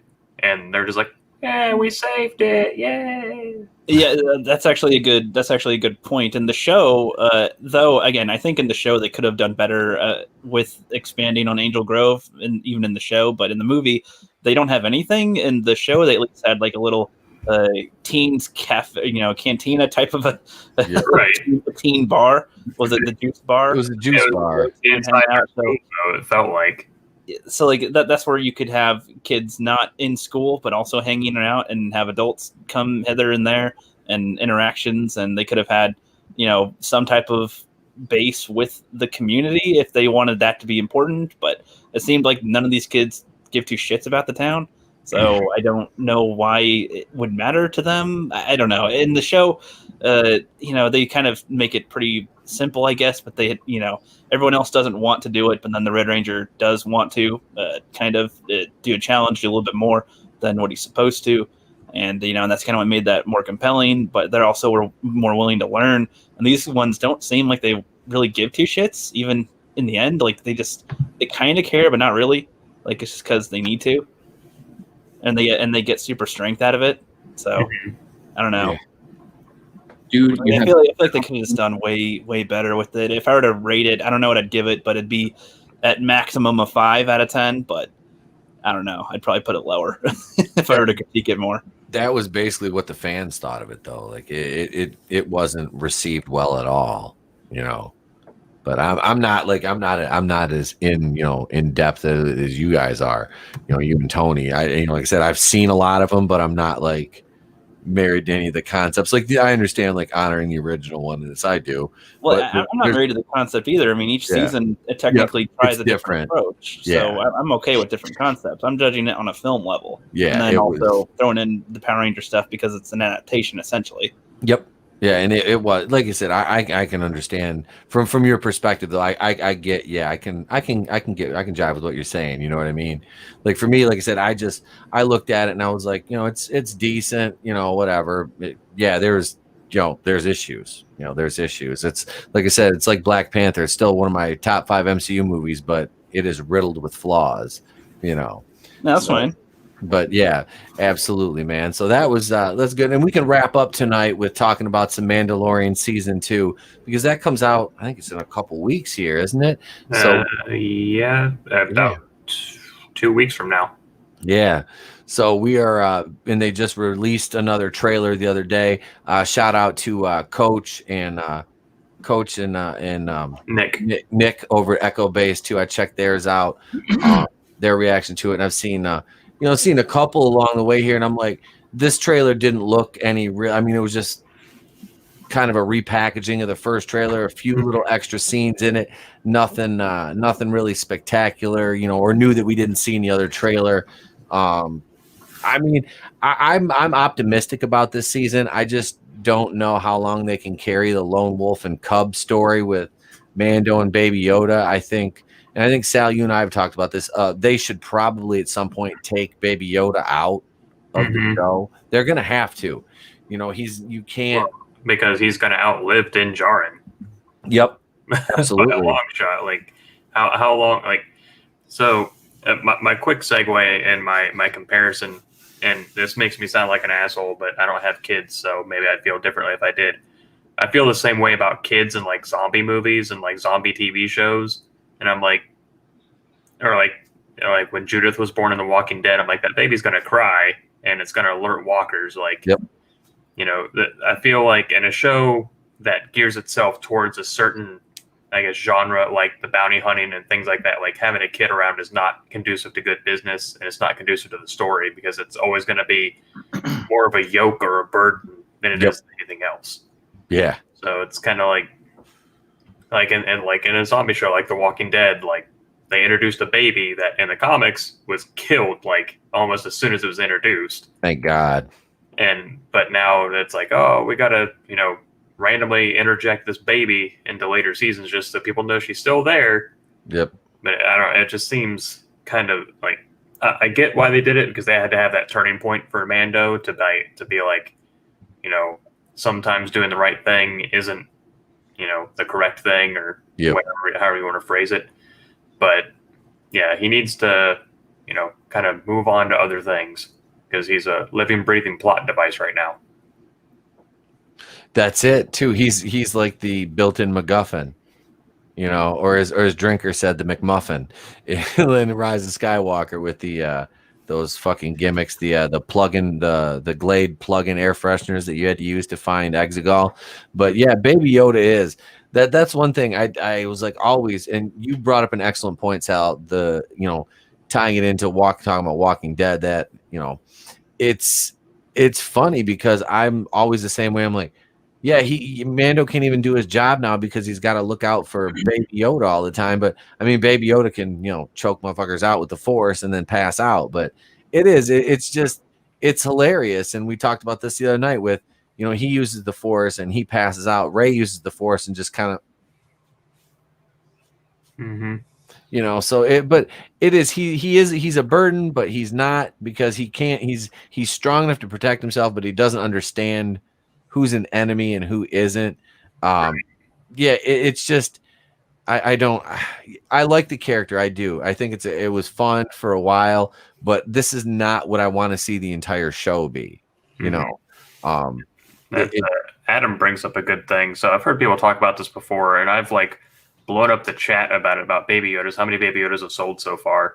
So Baby Yoda arguably is the breakout star of the show. Mm-hmm. You know, I get that, and people have said, oh, you know, I mean, I go to Walmart now and I see Baby Yoda shit all over the shelf, and I look up and there's even more overstock on top.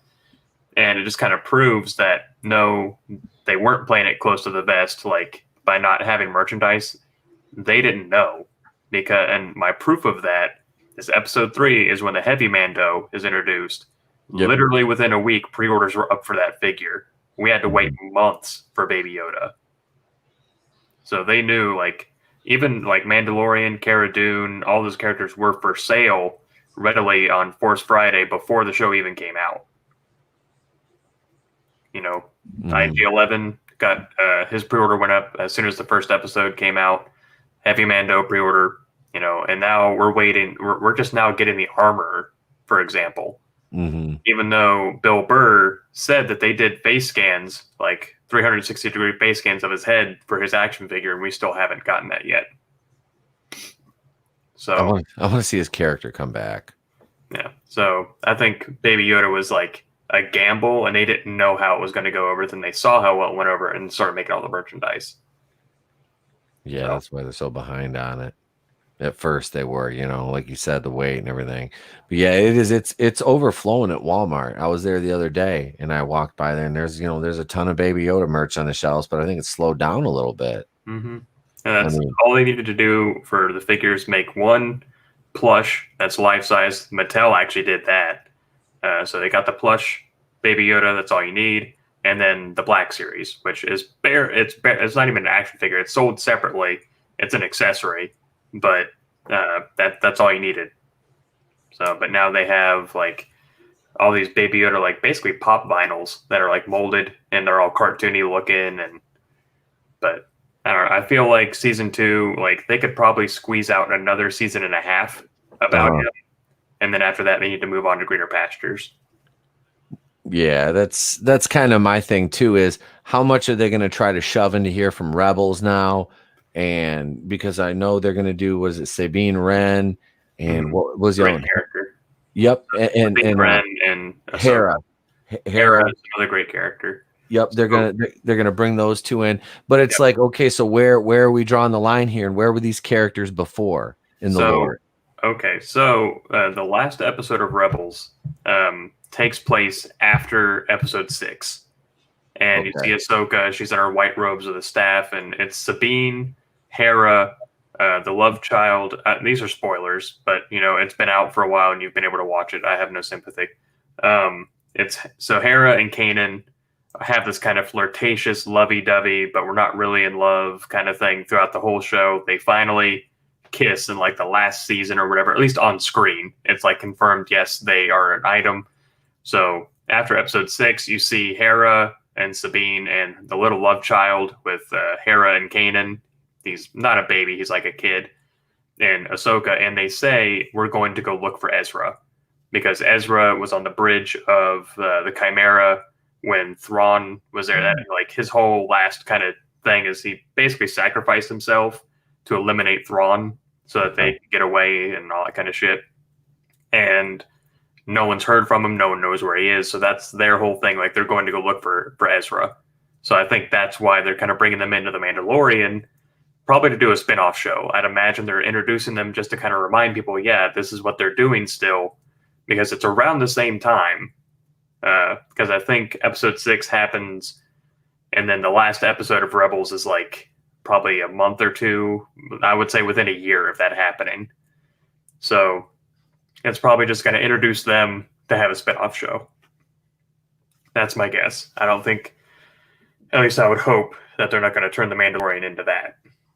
And with Captain Rex, he shows up in Rebels because Ahsoka they need people with Empire codes, and a lot of the clone codes are the same as Empire codes. So they find Rex and Wolf. There's three of them, isn't there? Yeah, I can't remember the third clone, but he ends up dying anyway. I think it's Gregor. Well, I thought it wasn't Fives, was it? No. Fives is in Clone War, or no, Fives is dead. I can't remember. I haven't seen the end of Clone Wars. Yeah, I think out of the original 501st, Echo and Rex are the only two that are still alive, and Echo is only alive because of the Bad Batch story arc. That's right. He's going to be a droid / human. Yeah, cyborg. Spoiler. Yeah. And so it was Wolf, and I think it was Gregor was the third one. Gregor ends up dying in Rebels, and so it's just Wolf and Rex. I don't remember what happens to Wolf, but that's why Rex is there, because he's part of that little crew now. So all these things are kind of connected, but you had to watch all of Rebels to really understand their inclusion in Mandalorian. I watched every episode of Rebels, and the only thing I was with Wolf was that he was still in it. I don't remember seeing him die. They just didn't show him. But. Yeah, that's all. I remember Gregor dying in Wolf's arms, and that's about it. Mm-hmm. So, and the only reason you know it's Wolf is, one, he calls him Wolf, but he also has that scar in the blind eye. So, because they're all old, they have white beards, and they're bald, and so that's my whole thing. They're like, I don't know how they're still alive.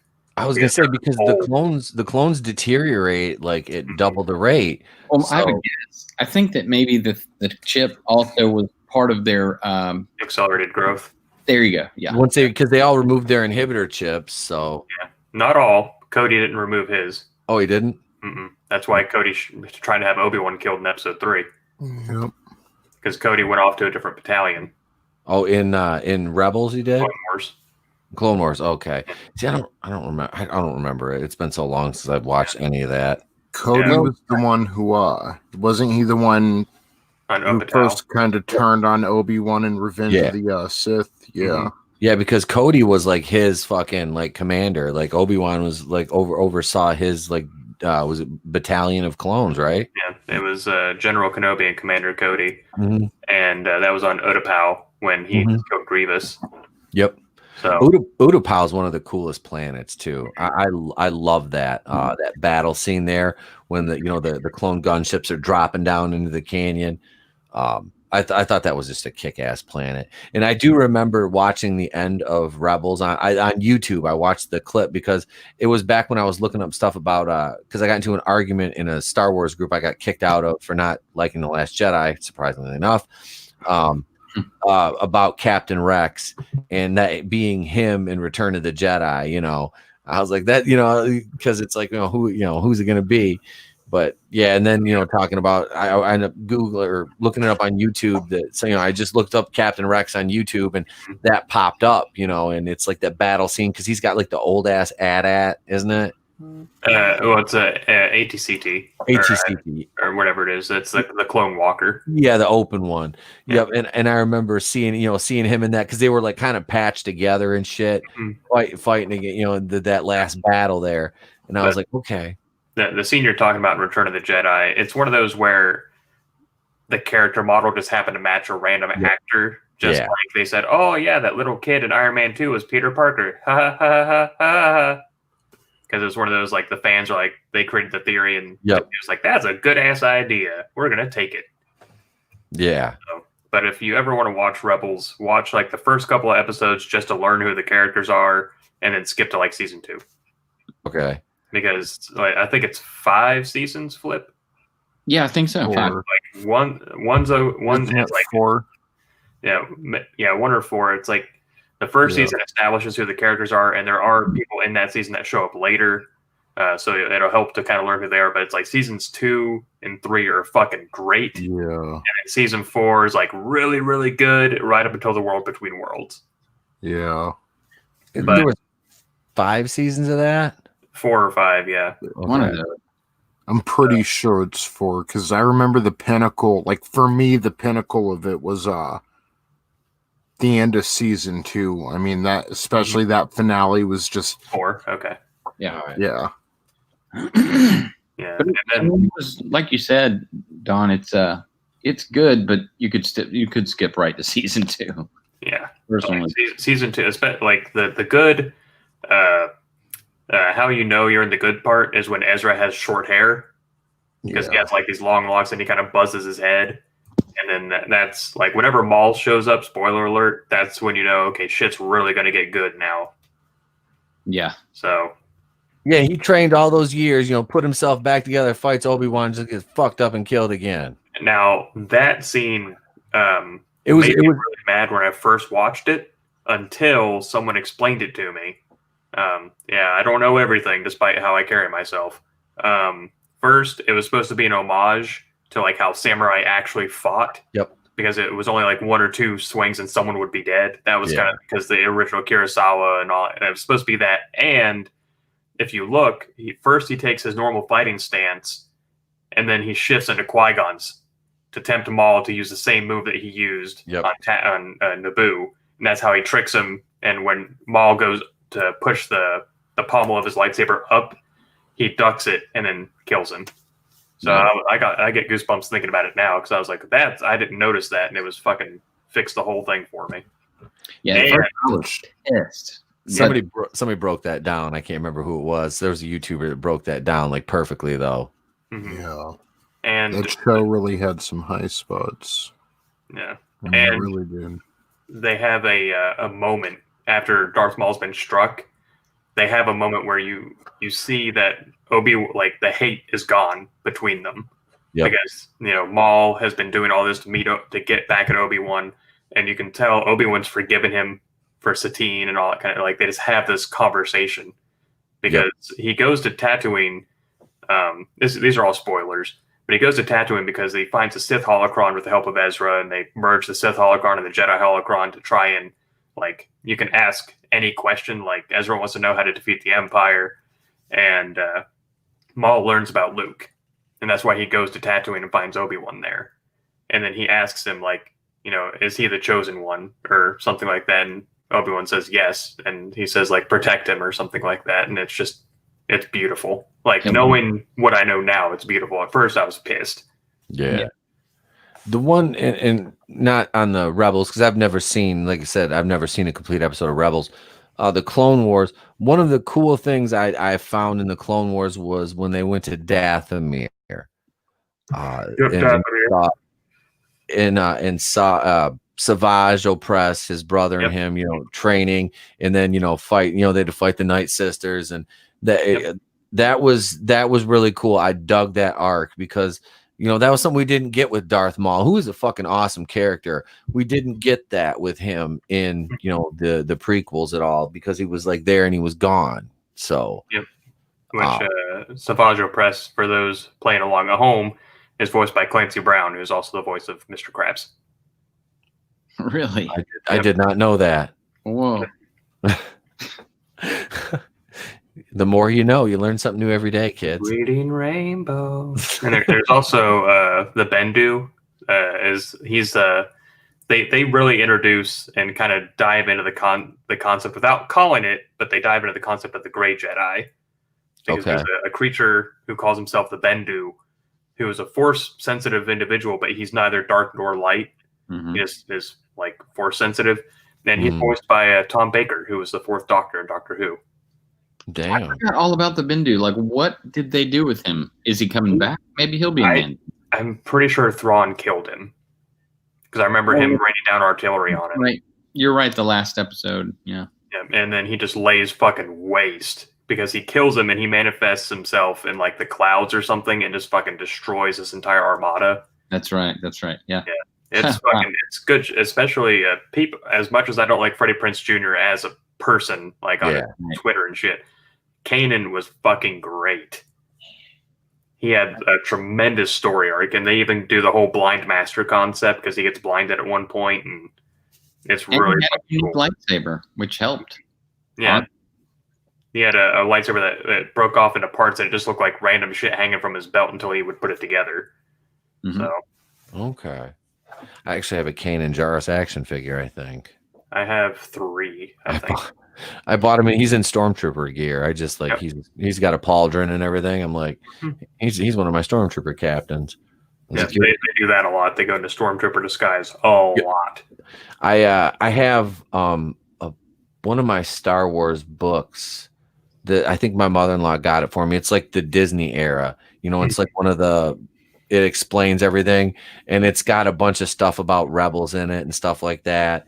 So it's got like all the. So I've read through like all the descriptions, like of where the character. I can't remember the one. What's the big kind of like ogre looking thing's name? Zeb. Zeb, that's his name. I wonder if they're ever going to do a live action version of him. Will it be all CGI mocap? Obviously, why not have Andy Serkis do it? That's what I'm saying. That's who he sounds like in the show. I thought it was Andy Serkis. Yeah.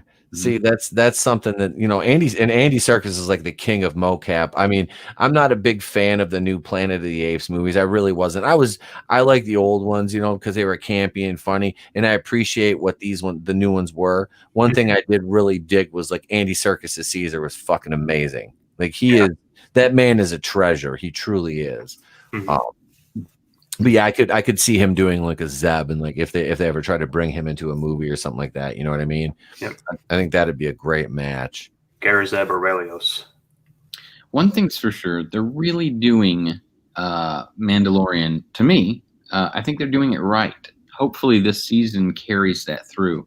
I hope so. It feels like Star Wars when you watch it. Yeah, it does. It really does. Sorry, Flip. Go ahead. I'm sorry. I keep interrupting you. It's okay. You're thinking a lot, but atmosphere. I was just saying it feels like the atmosphere. That's something I wanted to bring up, which is interesting because we talk about Mandalorian not wanting to go too far, like we want it to be a self-isolated thing, and it's weird because Rebels kind of does the opposite. Like they do go to other planets, but it mostly takes place on Lothal, and kind of. By the end of the show, I was kind of like, can you guys go anywhere else? I was like, it feels awful convenient that all this stuff just happens to be on Lothal. Yeah. So it's kind of like the two opposites. Like people don't want Mandalorian to introduce too much or go too far or anything like that. But Rebels kind of did the opposite. And really, I'd say 75 to 80% of the show takes place on one planet. Okay. So, which just seems kind of convenient when you compare it to an entire galaxy. So that'd be my one hang up with the show. It was weird that they stayed there a long time for sure. Especially when they were wanted and they just kept going back. Yeah. And, you know, forgive me, but I can't remember what happens to the planet. Is it still in existence, say, in The Mandalorian? I think so. I don't think anything happened to the planet. I don't think it ever got destroyed. I know certain cities got destroyed, I'm pretty sure. Because it's so convenient that's where Ezra's from, and they keep going back, and then that's where the temple is, like the Jedi temple, and that's also where the Sith temple is. Or no, I'm sorry, it's a Jedi temple, but then every time they go back to it, it's like different. And there's like a Sith temple inside that Jedi temple, and then there's fucking like that's where they find the temple for the world between worlds and all that. It just happens to all be there. All of it. So, what do you want to bet? That's where they find Ezra in Mando. That would be unfortunate. That he would do all that shit and just go back to Lothal. That'd be weird. I don't want to see that. You know, I don't want to see the show take a dip in quality because it's been so solid thus far. You know, there really haven't been. You know, we had the Cara Dune episode, which, as we talked about Monday night, and that segment was so good Monday night with myself, Nerdy Blurb, Sal, and author Stephen Walton. What I'm going to do is I'm going to trim that segment out where we talked about the fandom menace and the dog whistle that comes into talking about things that are woke, and I'm going to release that as a video. I think that was one of, if not the best episodes of the show on Monday nights we have ever done, and that segment deserves to be put out as a video. So I'm going to do that by the end of the week. You guys are going to get the Friday the 13th part 4 review tomorrow, probably tomorrow evening, because that's a lot of work put into those videos, and I'm doing the damn thing for you guys. You're going to get that. You're going to get that segment trimmed out from the Monday night show. If you haven't watched the entire show, it was the last topic we talked about, and I'm going to drop that.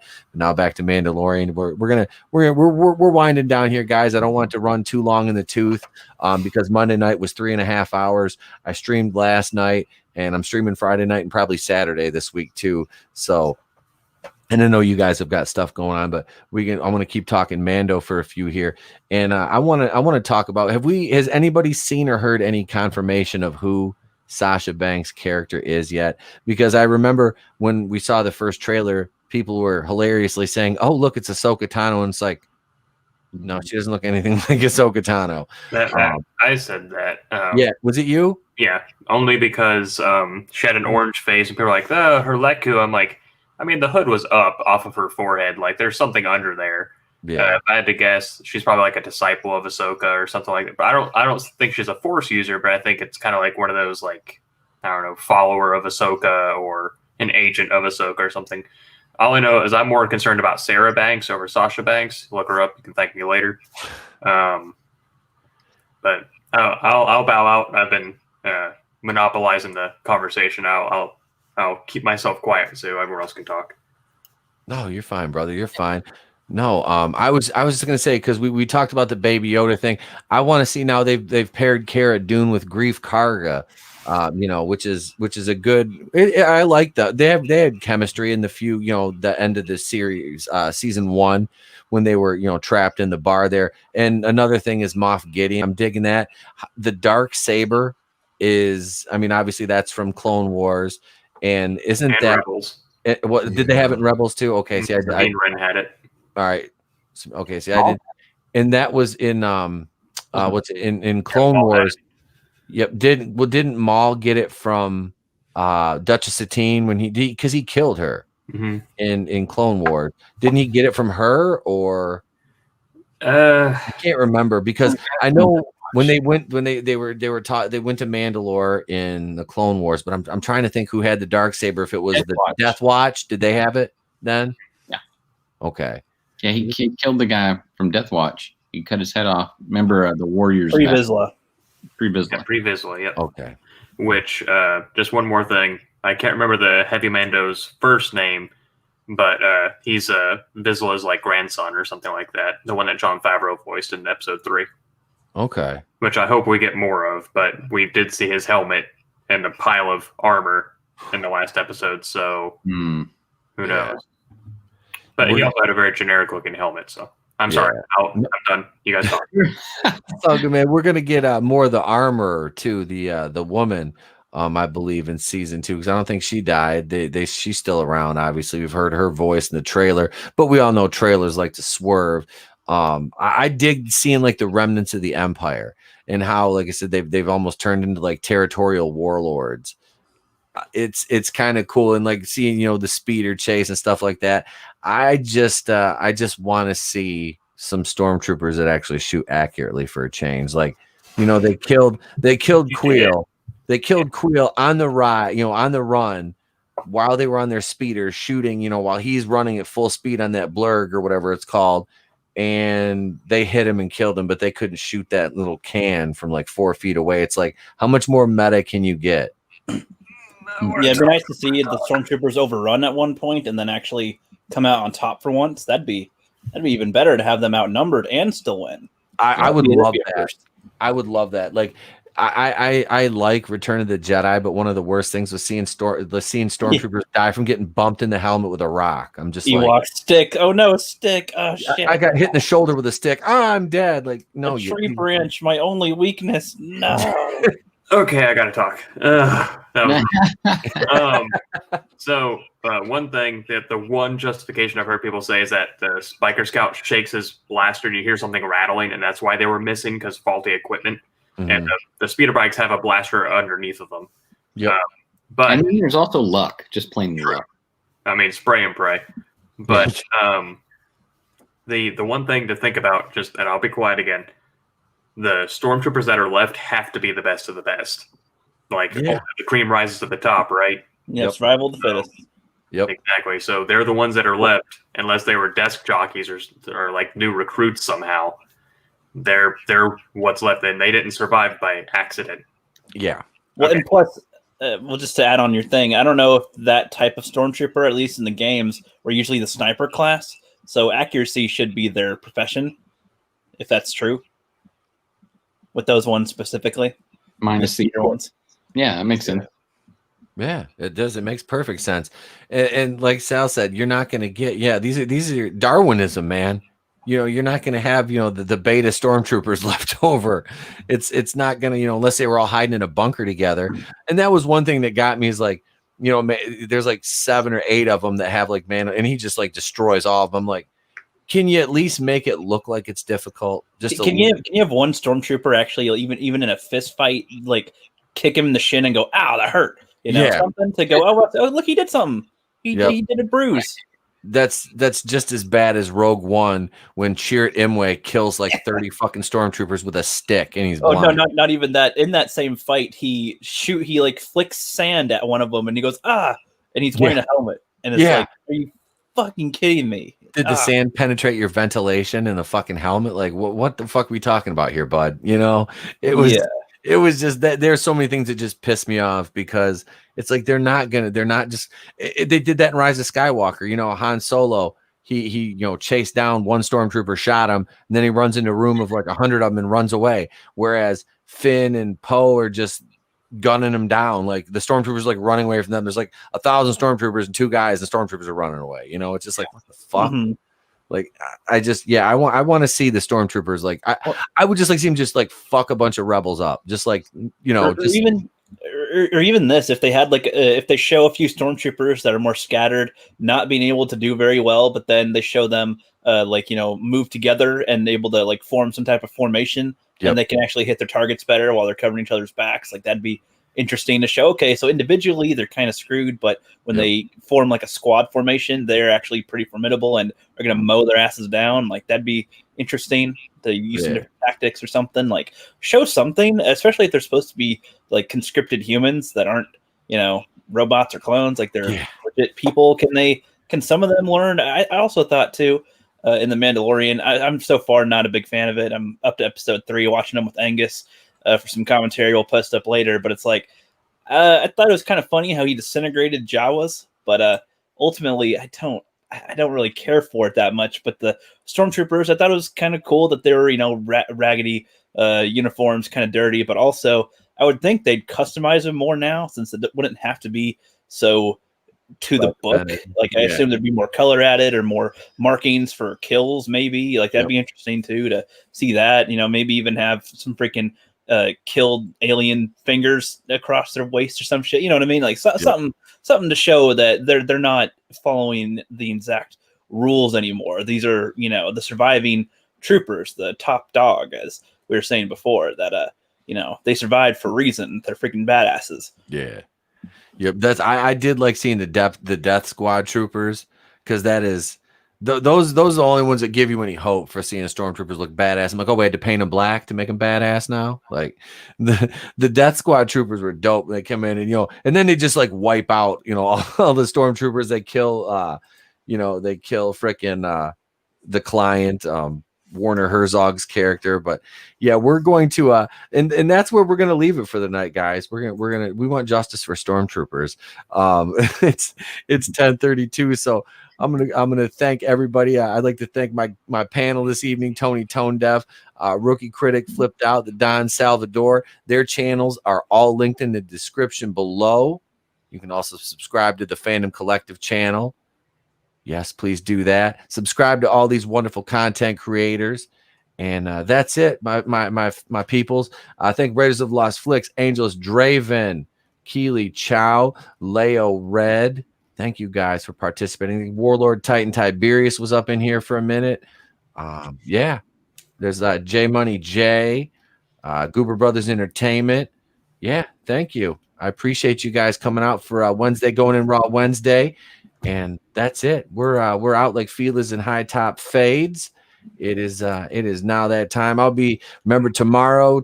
Come back. Make sure you got that bell on for notifications. And I have to take a moment right now while I'm scrolling through to find the closing for the show here to say thank you to all the new subscribers. Welcome, and I hope you're enjoying the content thus far. I hit 360 this week, which hey, for a little guy that's not too shabby, for just a guy sitting here with a $60 webcam talking into a computer about Brie Larson, and that's where we're going to leave you for the night.